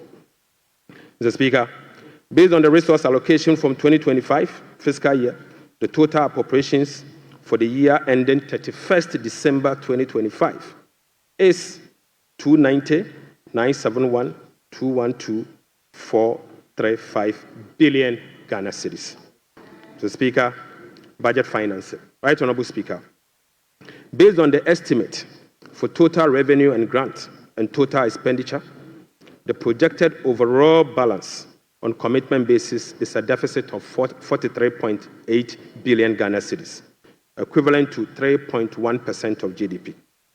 The corresponding primary balance on commitment basis is a surplus of 20.3 billion Ghana cedis, equivalent to 1.5% of GDP. On cash basis, Mr. Speaker, overall balance is a deficit of 56.9 billion Ghana cedis, equivalent to 4.1% of GDP. The corresponding primary balance on cash basis is again a surplus of 7.3 billion, equivalent to 0.5% of GDP. Right Honourable Speaker, The cash deficit of 56.9 billion is expected to be financed from both foreign and domestic sources. The total foreign net financing will amount to 21.4 billion Ghana cedis. Foreign financing will include a provision for financing from IMF ECF program disbursed of 720 billion Ghana cedis and the World Bank Development Policy operations of 600 million Ghana cedis. The residual net domestic financing will amount to 36.9 billion, representing 65% of total financing for 2025. This is expected to be sourced from the issuance of debt at the short end of the domestic market and opening of the domestic market. Mr. Speaker, the government will take steps to reopen the domestic bond market to extend the maturity profile. The reopening will be executed cautiously to establish large-size benchmark bonds that will enhance market liquidity. Right Honourable Speaker, further is to reduce the risk on debt portfolio of government, and we will build cash buffers to support effective implementation of the liability management strategy. Mr. Speaker, this will help smoothen the redemption profile and mitigate refinancing risk associated with Ghana's debt portfolio. Mr. Speaker, the government in 2025 and the medium term will implement liability management operations to manage the risk embedded in the Eurobond debt profile. Right Honourable Speaker, beginning 2025, we will commence the operationalization of Section 37 to Section 44 of the Public Financial Management Act 2016. Mr. Speaker, in doing so, we will be building sufficient buffers in the sinking fund as a landmark reform to manage our public debt. Right Honourable Speaker, I'm pleased to report to the House that following our proactive fiscal management strategy, that in our engagement with the market, this management strategy has yielded sufficient dividend. Mr. Speaker, on the 7th of January 2025, the NDC government inherited a 91-day Treasury bill rate of 28.19%.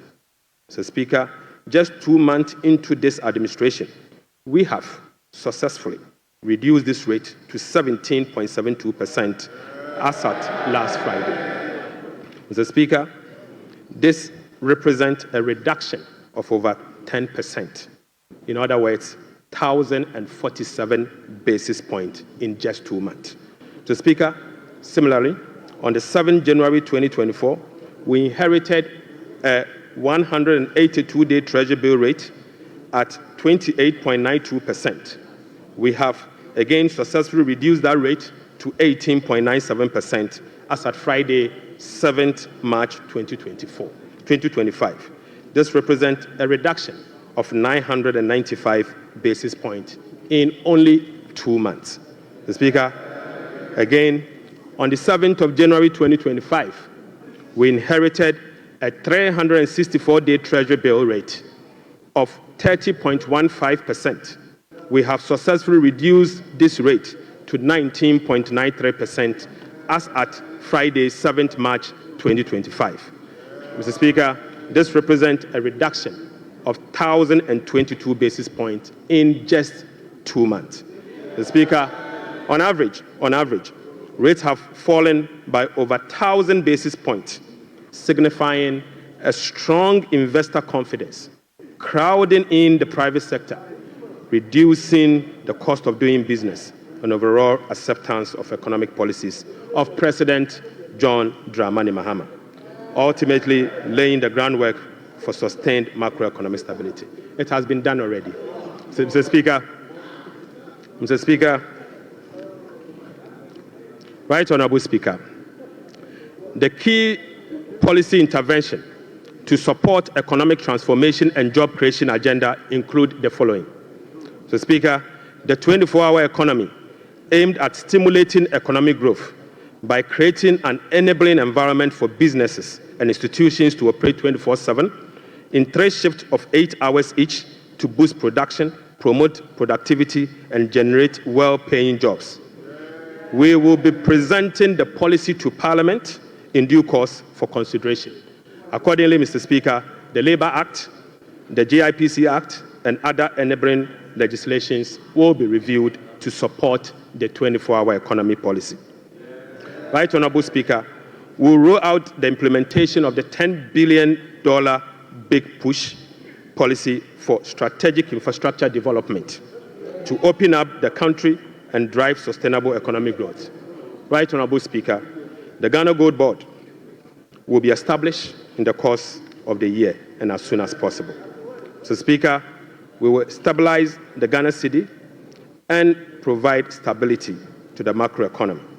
We will implement an economic transformational agenda underpinned by structural reforms anchored on promoting modernized agriculture, agribusiness, and value addition for import substitution, export, and job creation.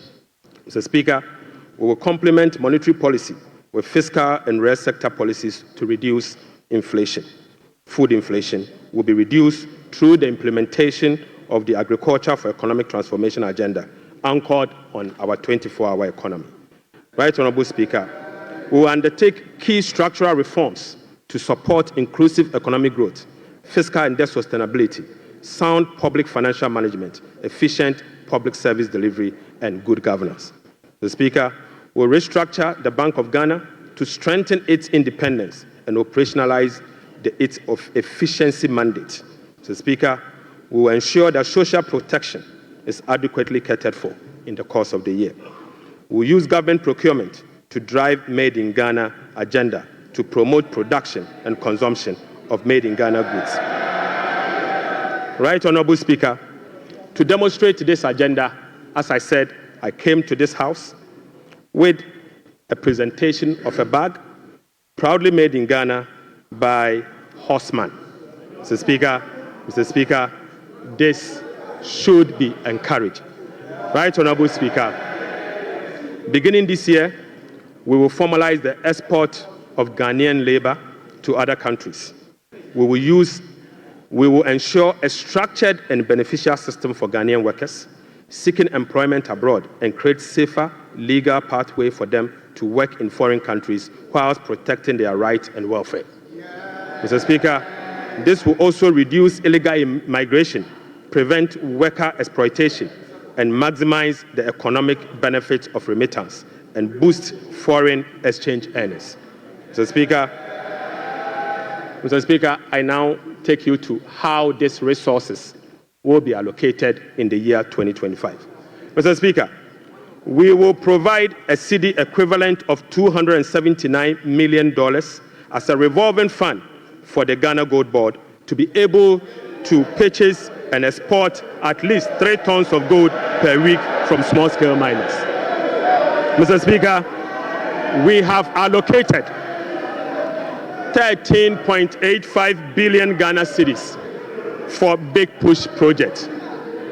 Mr. Speaker, we have allocated 13.85 billion Ghana cedis for the Big Push program. Mr. Speaker, an amount of 499.8 million Ghana cedis has been allocated for the non-academic fee policy for all first-year students in public tertiary institutions under the No Fee Stress initiatives. Mr. Speaker, we have allocated an amount of 292.4 million Ghana cedis to commence the distribution of free sanitary pads to female students in primary and secondary schools.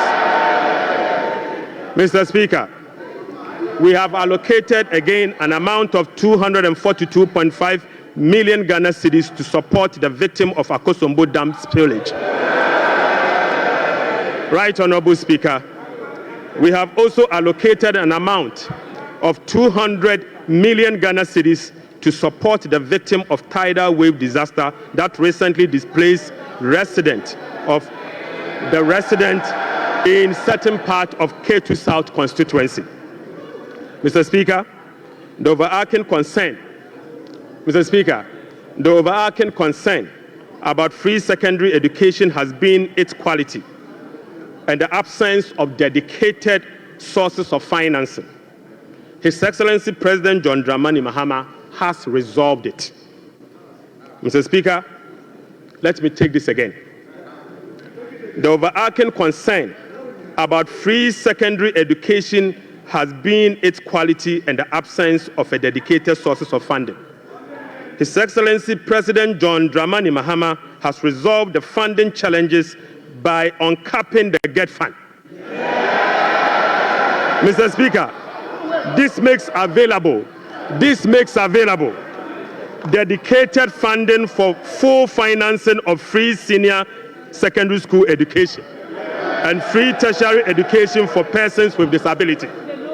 Mr. Speaker, therefore, Capping and Realignment Act will be amended to uncap the Ghana Education Trust Fund. Mr. Speaker, this year,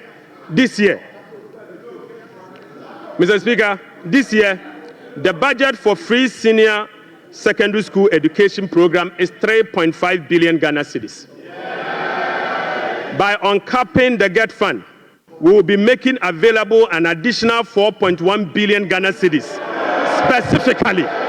specifically for financing free secondary education program and other related expenditures. Mr. Speaker, aside the uncapping of GET Fund, we have also absorbed the debt service made up of interest and principal from the Dache bond that GET Fund contracted. Right, Honorable Speaker, we have also allocated an amount of 564.6 million Ghana cedis for the provision of curriculum-based textbooks covering the following. 1, 4 sets of KG books and workbooks for about 2.8 million learners. Mr. Speaker, we have also provided for 4 sets of primary textbooks for about 800,000 learners. Mr. Speaker, we have also provided for 9 sets of SHS textbooks for about 540,000 learners. Right, Honorable Speaker, under the school feeding program, budgetary provision has been increased from the 1.3 billion Ghana cedis last year to 1.78 billion Ghana cedis. Mr. Speaker, representing a 33% increase. The allocation for 2025 reflects an increase in feeding costs per meal, per child, from the 1 cedi 50 pesos to 2 cedis, representing 33.3%. Mr. Speaker, the government has also allocated 145.5 million Ghana cedis to the capitation grant, up from 84 million Ghana cedis in 2024. This is an increase of 73.4% over the previous year. Mr. Speaker, we have also allocated 203 million Ghana cedis for the payment of teacher training allowances and another 480 million Ghana cedis to nursing training allowances. Mr. Speaker,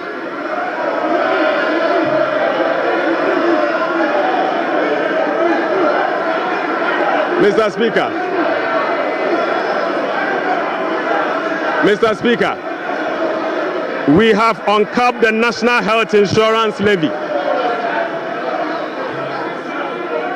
Mr. Speaker,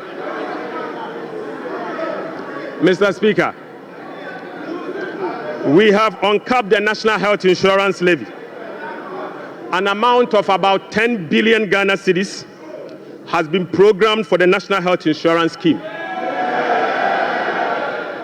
And this amount is expected to be used for the following: claim payments, essential medicine, vaccine payment, free primary health care, the Ghana Medical Care Trust, Mr. Speaker, and bridging the USAID financing shortfall. Mr. Speaker, in the year 2025, government will continue to implement reforms and increase budgetary allocation to enhance the implementation of 4 targeted social protection programs, namely National Health Insurance, the LEAP program, the school feeding program, and the capitation grant. Right, Honorable Speaker, under the LEAP program, beneficiaries will be increased from the current 350,000 to 400,000 beginning July 2025. The allocation of 728.8 million Ghana cedis for last year has been increased to 953.5 million Ghana cedis in the year 2025. So, Speaker, we have also uncapped the road fund. An amount of 2.81 billion Ghana cedis has been programmed for the Ghana Road Fund to be used solely for road maintenance. This represents an increase of 155% over the 2024 allocation of 1.1 billion Ghana cedis. 1.1 billion Ghana cedis. Mr. Speaker, we have also allocated an amount of 7.5 billion Ghana cedis to the District Assembly Common Fund.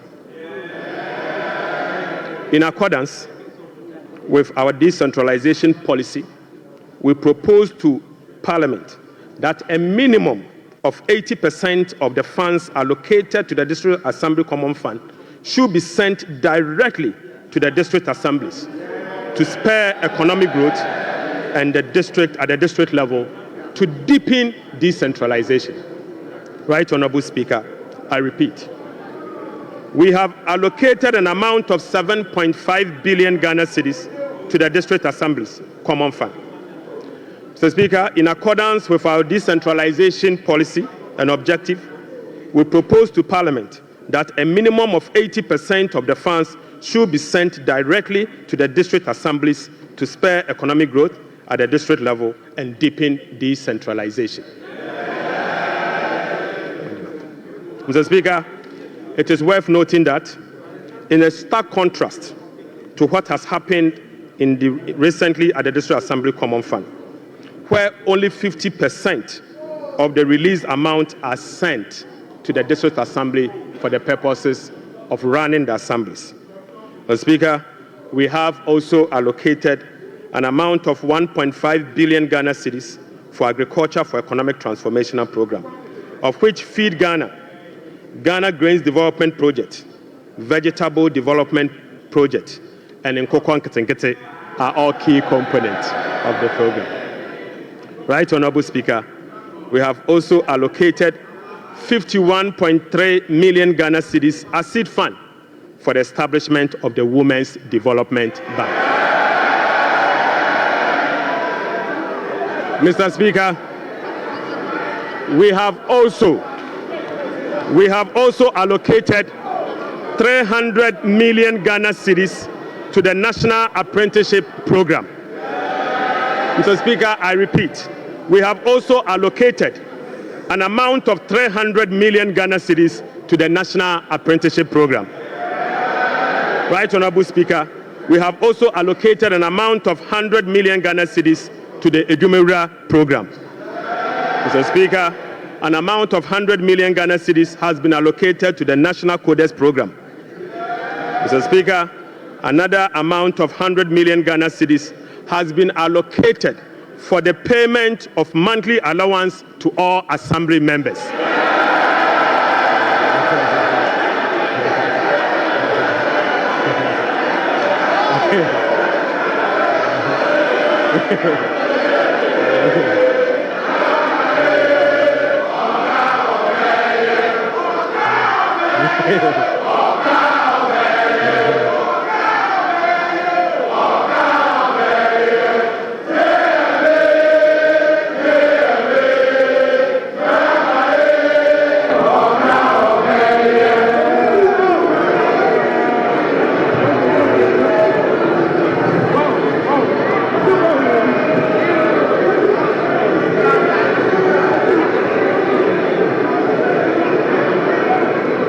Mr. Speaker, Right Honorable Speaker. Right Honorable Speaker. Sector ministers will be presenting to this House a detailed sectorial performance and outlook, as well as, Mr. Speaker, sector ministers will be presenting to this House a detailed sectorial performance and outlook, as well as sector-specific policy interventions to deal with the challenges of various MDAs. So, Speaker, I want to repeat this. So, Speaker, sector ministers will be presenting to this House a detailed sectorial performance and outlook, as well as specific sector interventions to deal with the challenges of various MDAs. This is indeed a departure from the norm, where ministers of finance present detailed sectorial performance as part of their budget speech. So, Speaker, I believe sector ministers must be made to do so. Right Honorable Speaker, in conclusion. So, Speaker, in conclusion. Mr. Speaker, the state of the economy, as I have presented, does not reflect an economy that has turned the corner. It reflects an economy in severe distress, burdened with debt repayment harms, mismanagement, and lack of accountability. The budget sets Ghana on a path of fiscal responsibility, debt sustainability, macroeconomic stability, and job creation. It is about resetting the economy and restoring hope. Ghanaians reaffirmed their faith in a better future when they actively participated in the National Economic Dialogue on the 3rd and 4th of March 2025. A key outcome of the dialogue was the confirmation that the fundamental problem with our economy is fiscal indiscipline. The NPP administration awarded contracts outside the expenditure framework. They borrowed over and above Ghana's capacity to repay. Mr. Speaker, His Excellency President John Dramani Mahamad's administration will be fiscally disciplined and deliver improved public service to our people in a cost-effective manner. Mr. Speaker, we remain steadfast in meeting the IMF program target while restoring Ghana's creditworthiness. We have achieved a lot in a short time, but this is only the beginning. Our commitment to reform we will not waver on that. Mr. Speaker, we have achieved a lot in this short time, and our commitment to reform will not waver. Those who doubt our resolve should not underestimate the determination of the people of Ghana, who will no longer tolerate ineffective governance. Together, we will navigate these turbulent times and emerge stronger. Mr. Speaker, we are making serious progress. Right Honorable Speaker, we are making progress. We committed to running a lean, efficient government of 60 ministers. Mr. Speaker, we have delivered. Mr. Speaker, we committed to scrapping the e-levy. We have delivered. Mr. Speaker, we committed to scrapping the burden tax. We have delivered. Right Honorable Speaker, we committed to eliminate academic fee for first-year public tertiary students. We have delivered. Mr. Speaker, we committed to providing free tertiary education for all people with disability. We have delivered. Mr. Speaker, we committed to providing dedicated source of funding for free secondary education. We have delivered. Mr. Speaker, we committed to distributing sanitary pads to our schoolgirls. We have delivered. Mr. Speaker, we committed to uncap Get Fund. We have delivered. Mr. Speaker, we committed to uncap the national health insurance. We have delivered. Right, Honorable Speaker, we committed to uncap the road fund to maintain our roads. We have delivered. Mr. Speaker, we committed to hold a national forum on education. We have delivered. Right, Honorable Speaker, we committed to hold a national dialogue on the economy. We have delivered. Mr. Speaker, we committed to deliver free primary health care. We have delivered. Mr. Speaker, we committed to deliver Mahama Care Program to finance the treatment of non-communicable disease. Mr. Speaker, we have delivered. Mr. Speaker, we committed to deliver free textbooks to school children. We have delivered. Mr. Speaker, we committed to begin the implementation of $10 million Big Push program. Mr. Speaker, we have delivered. Mr. Speaker, we committed to constitute a review process for our constitution. Mr. Speaker, we are delivering. Mr. Speaker, we committed to build the Ghana we want together. We are delivering. Right, Honorable Speaker, we committed to recover all looted state funds under our Operation Recover All Loot program. We are delivering. Mr. Speaker, we committed to reset Ghana. We are delivering. Right, Honorable Speaker, I call on Parliament, the business community, civil society, investors, and all citizens to support the bold reforms outlined in this budget. Together, Mr. Speaker, we have the power to build a resilient economy that will help us tackle the challenges we face as a country. This budget is a foundation upon which we will build a more resilient and equitable society. Mr. Speaker, this budget is not just about numbers. It is about a blueprint for growth, stability, and opportunity. With unity and determination, we can restore faith in our economy, foster innovation, and uplift every Ghanaian. Mr. Speaker, with unity and determination, I repeat, we can restore faith in our economy, foster innovation, and uplift every Ghanaian.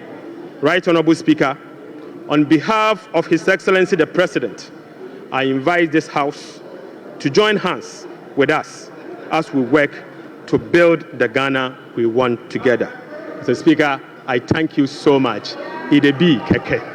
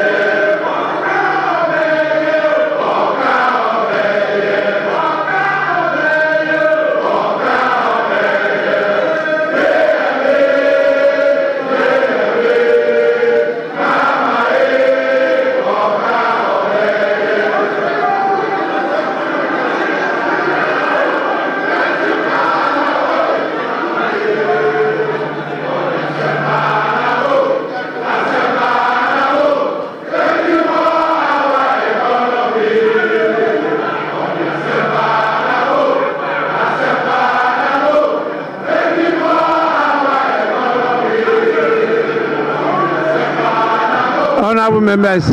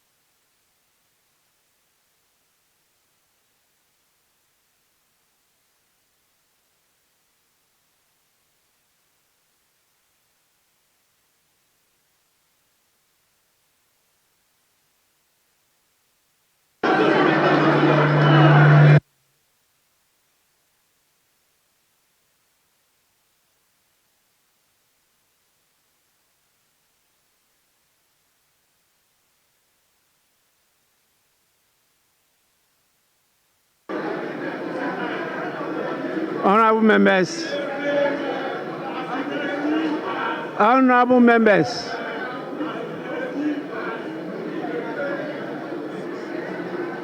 Honorable members.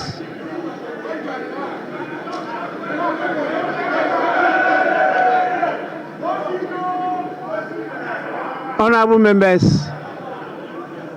the Minister for Finance has taken 1 hour 40 minutes to make the statement. And I believe by our standing orders, the statement time is ended. We now move on to the commencement of public business. Item 8, presentation of papers. The following papers to be presented. Presentation of papers. The following papers to be presented. 8A by the Minister for Finance. Annual report on the petroleum fund for the 2024 fiscal year.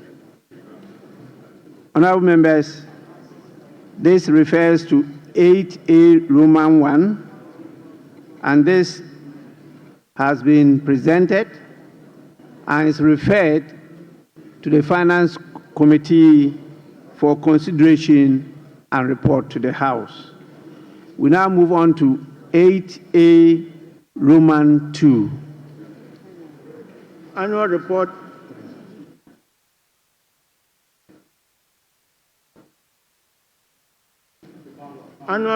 on the collection and utilization of the African Union import levy for the 2024 fiscal year. Honorable members, this report is also duly laid and is referred to the Finance Committee for consideration and report to the House. I will now want to hear from the leaders. I saw the minority leader give an indication that he may want to have a word. Yes.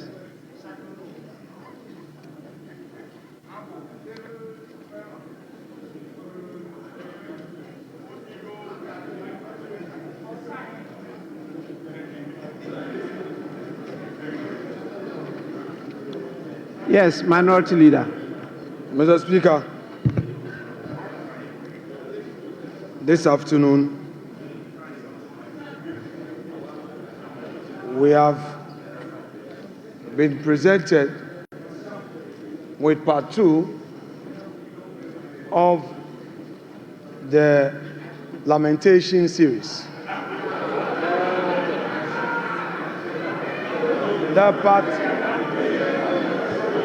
The part 1, Mr. Speaker, the part 1 was Mahamanomics. The part 2 is Forcenomics. And it's very clear, Mr. Speaker, that under the economy that they complain about, the growth was 5.7%. And under the research economy, the growth is rather going down. You are projecting a 4-point-something growth. That is what you are doing. Mr. Speaker, the economy that they complain about left us with 4 months of import cover, and they are projecting under reset 3 months. Mr. Speaker, these are the very people who managed the economy up to 2016 and left us with some IPP debts. Today, they are telling us that they are coming to renegotiate the very disaster they left us. Mr. Speaker, Honorable we want Minority the Leader. debate. Honorable Minority Mr. Leader. Speaker, we are not debating today. We are giving an indication. Honorable Minority Leader, please be guided by Order 91. Mr. Speaker, exactly so. Very, very guided by that. Mr. But Speaker, I may your read Order 91. Your statement was that you are not debating today. Oh, Mr. Speaker, we are not making comment on it. We are not going to make comment today. 91, Mr. Speaker, when he makes a statement, we are supposed to comment on it. Yes. Yes, so I'm saying that we are not going to engineer the comment today. Because, Mr. Speaker, they are not ready. We are ready, but we think they are not ready. Minority so I'm Leader. only going to give an indication. Mr. Speaker, Mr. Speaker, let the Minority Leader enjoy his bona fides for this minute. Just relax, Mr. Speaker.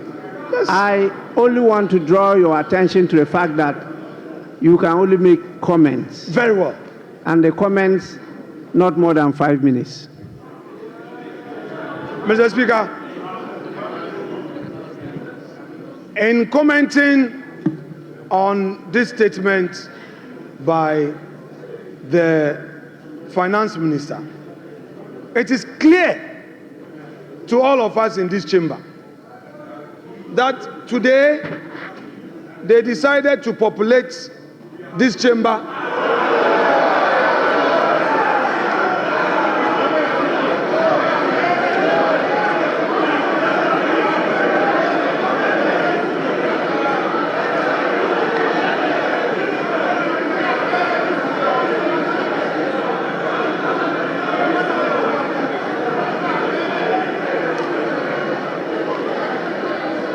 Mr. Speaker,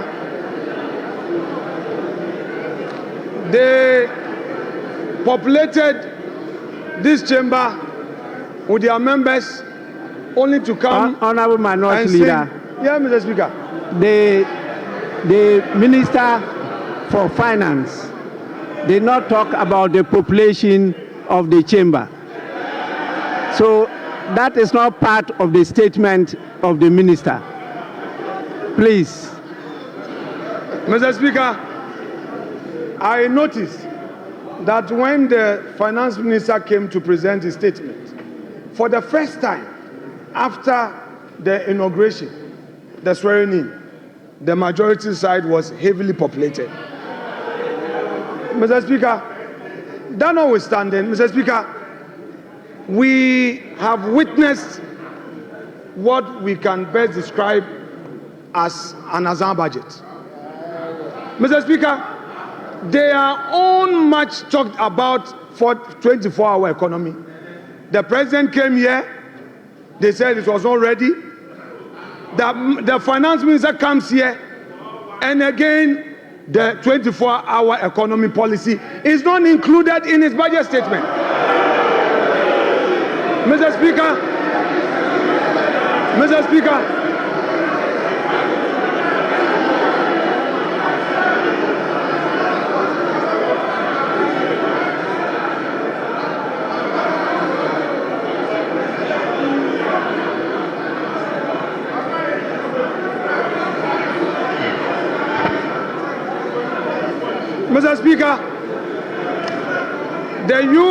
the youth of this country have been waiting for this 24-hour economy policy. The minister tells us the policy will be brought later. Hey, Ato, the policy will be brought later. Mr. Speaker, it is clear that all the jobs they promised the youth of this country was merely an Azan promise. Mr. Speaker, there is no inspiration from this budget. There is no hope in this budget. The repetition of the social intervention programs, Mr. Speaker, and then the minister complained that some contracts at the road sector had no commencement certificate. Go to the Chain Homes Road. There is a road construction on the Chain Homes. There is a new road being constructed to the 10 rooms with a new runabout. There is no commencement. We did a search. There is no commencement. There is no PP approval. You are doing, Mr. Speaker, you have started construction only at the Chain Homes. Honorable Minority Leader. Honorable Minority Leader. Honorable Minority Leader, please, comments. I have given you a privilege. Don't abuse it. Mr. Speaker, I shall conclude my comments by saying that whereas the Minister of Finance told us that there will be heavy sanctions against all those who go contrary to the PFM Act, under his own administration, the Chain Homes Road is being constructed now. A new runabout is being constructed. Meanwhile, there is no commencement certificate. Meanwhile, there is no PP approval. Mr. Speaker, the sanctions must start with his own ministers. Mr. Speaker, we are ready for our comments. We know they are not ready, but if the minister is going to stay, Mr. Speaker, let us start the comments on this budget statement here and now, because this Azam budget, we cannot allow it to get onto the shelves for Ghanaians to think that there is any hope. Mr. Speaker, there is going to be comment to expose them. Thank you very much.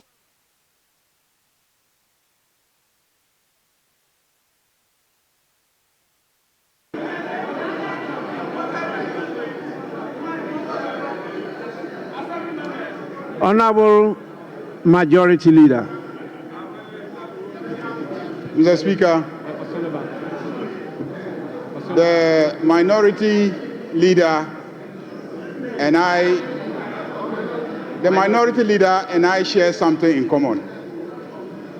We were both assemblymen. And when the Minister of Finance made the unprecedented announcement of a gargantuan sum of money for assemblymen, I saw the gleeful smile on his face.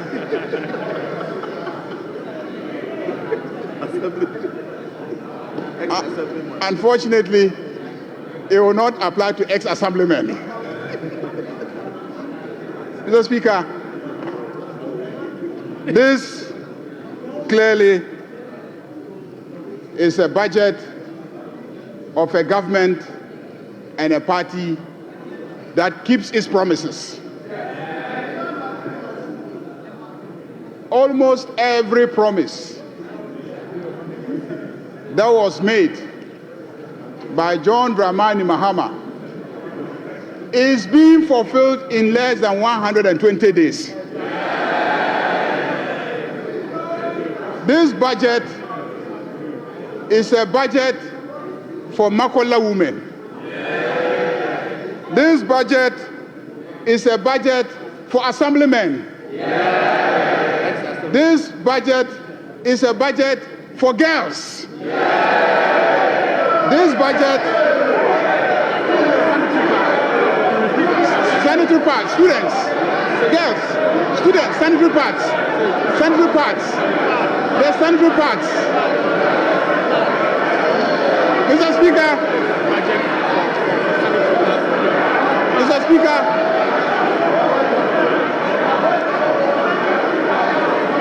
Mr. Speaker,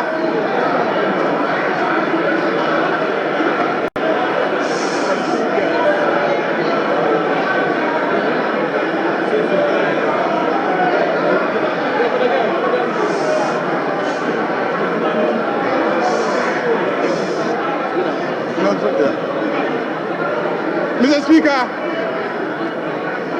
Speaker, it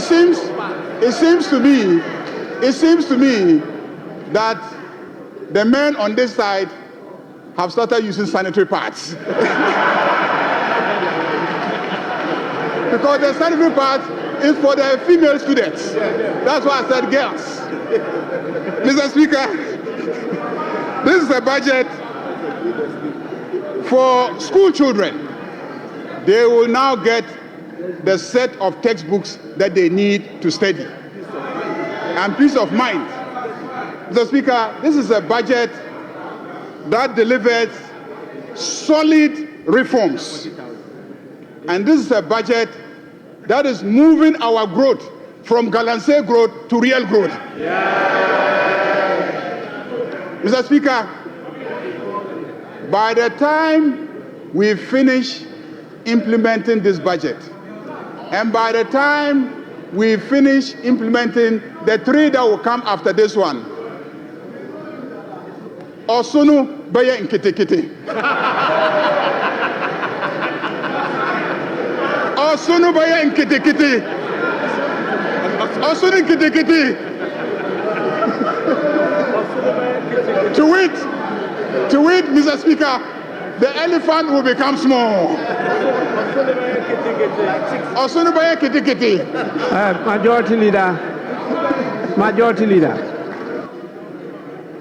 Majority Leader, the Minister for Finance did not talk about Osunu. So, Osunu is not part of the statement. Please. Speaker wants to rub it in.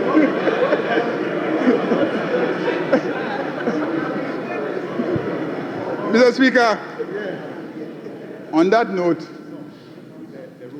I want to assure my friend, the minority leader, that the road at Chain Homes that is being done is not a new project.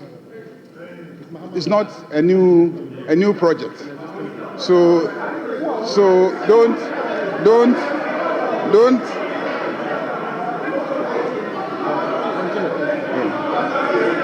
There's something else you want me to add.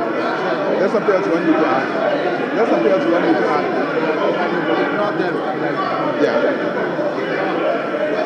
Mr.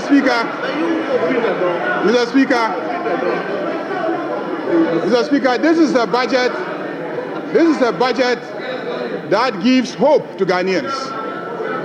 This is a budget that will stabilize the economy.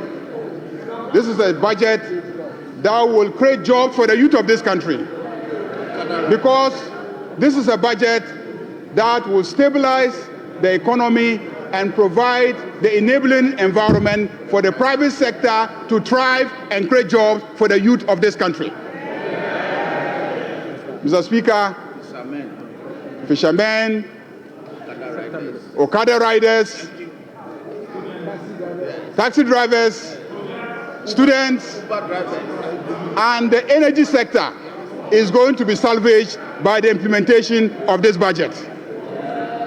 Mr. Speaker, I want to thank the Minister of Finance for making the statement and to assure my friend, the minority leader, that we are ready to debate their records and our records, and we are ready to demonstrate that the proposals contained in the statement of the Minister of Finance will indeed reset Ghana. Ghana is being reset. Thank you very much, Mr. Speaker.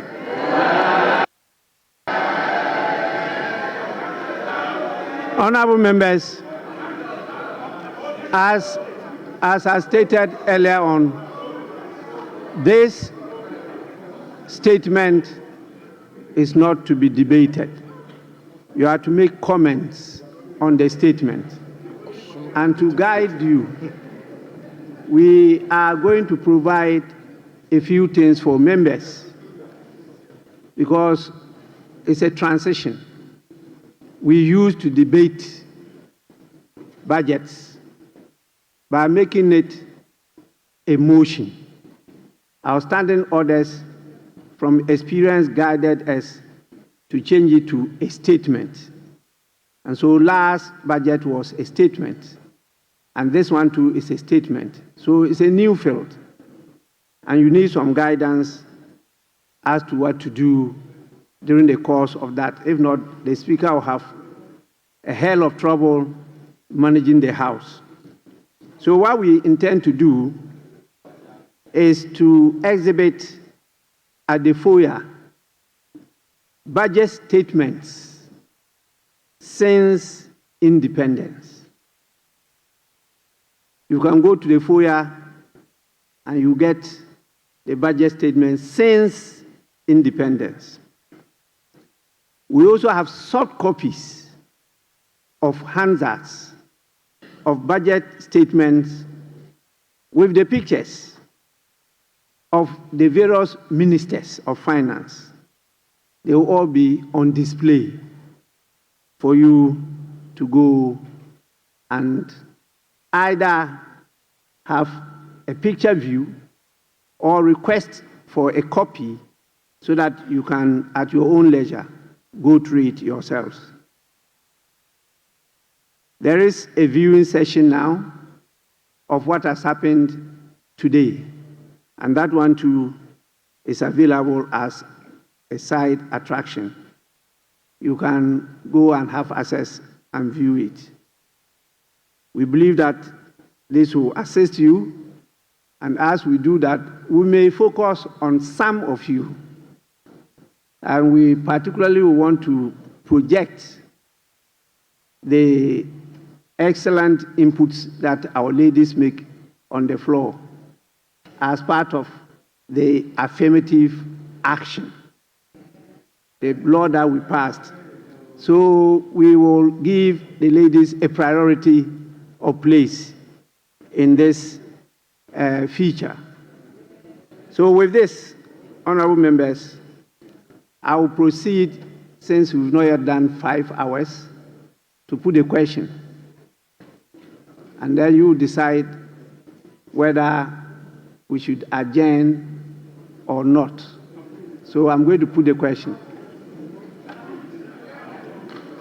Honorable members, I will allow the leaders to move the motion.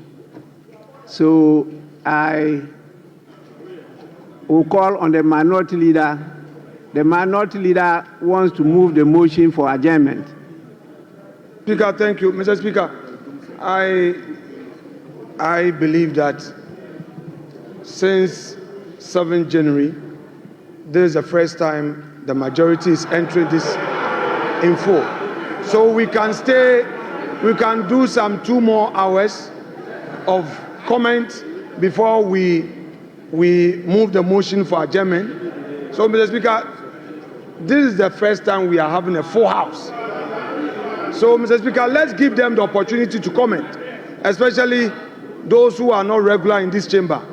So, once we are done, we can then move the motion to adjourn the House. Mr. Speaker, that is my humble prayer. I don't know whether they would agree, but if they are in a hurry to go back home, Mr. Speaker, I would therefore move that this House be adjourned to enable them go back home.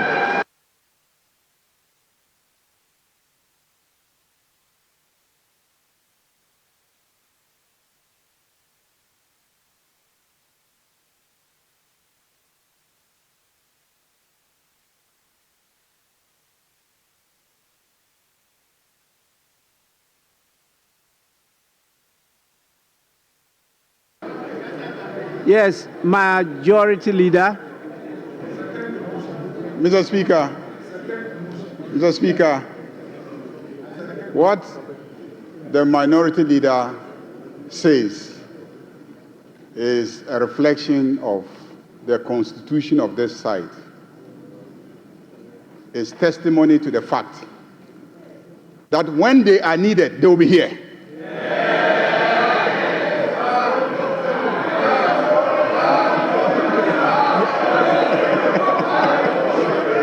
When they are needed, they will be here.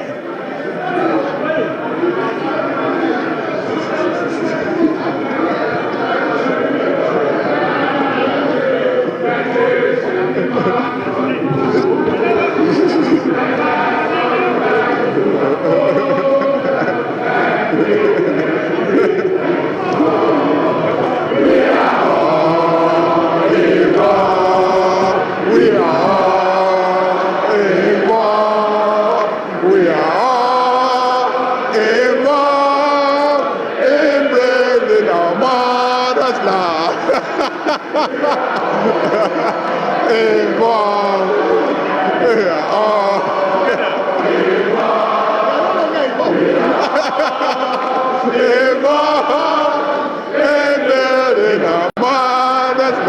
Are you no longer involved?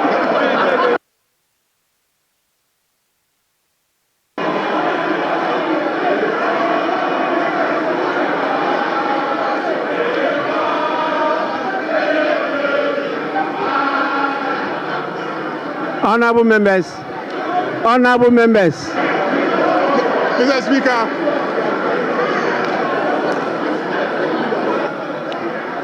honorable members, honorable members,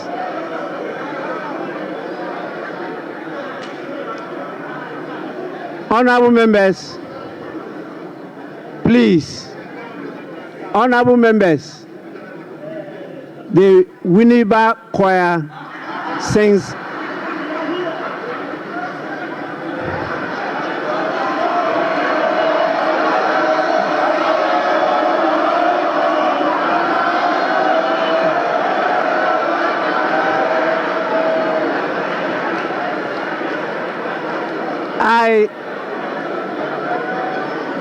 I want to repeat. I want to repeat it. I'm sure you didn't hear what I was trying to say. The Winneba Choir sings better than you all. Majority Leader, you may now go on. Mr. Speaker, it is obvious that the minority have withdrawn from participating in the involvement in the development of this country. They started it and then they got the response. Mr. Speaker, on that note, I second the motion for adjournment.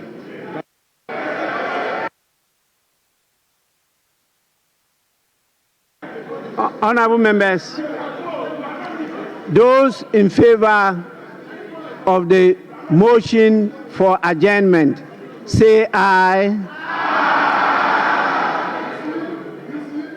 Those against the motion for adjournment, say no.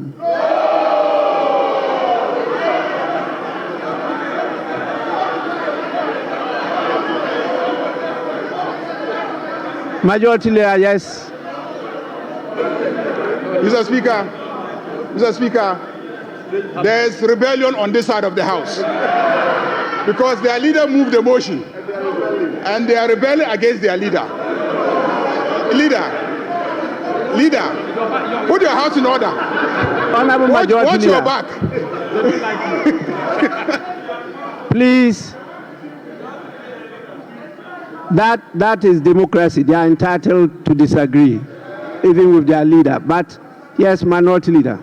Mr. Speaker, I have a very peaceful caucus. Mr. Speaker, I moved the motion for adjournment for the benefit of the majority. I said to enable them go home and rest. But we are ready to work. So they are right. Then he has seconded, meaning that his people are tired. Honorable members, the ayes have it. The motion is adopted. This House stands adjourned to tomorrow at 10 in the forenoon. The House is adjourned.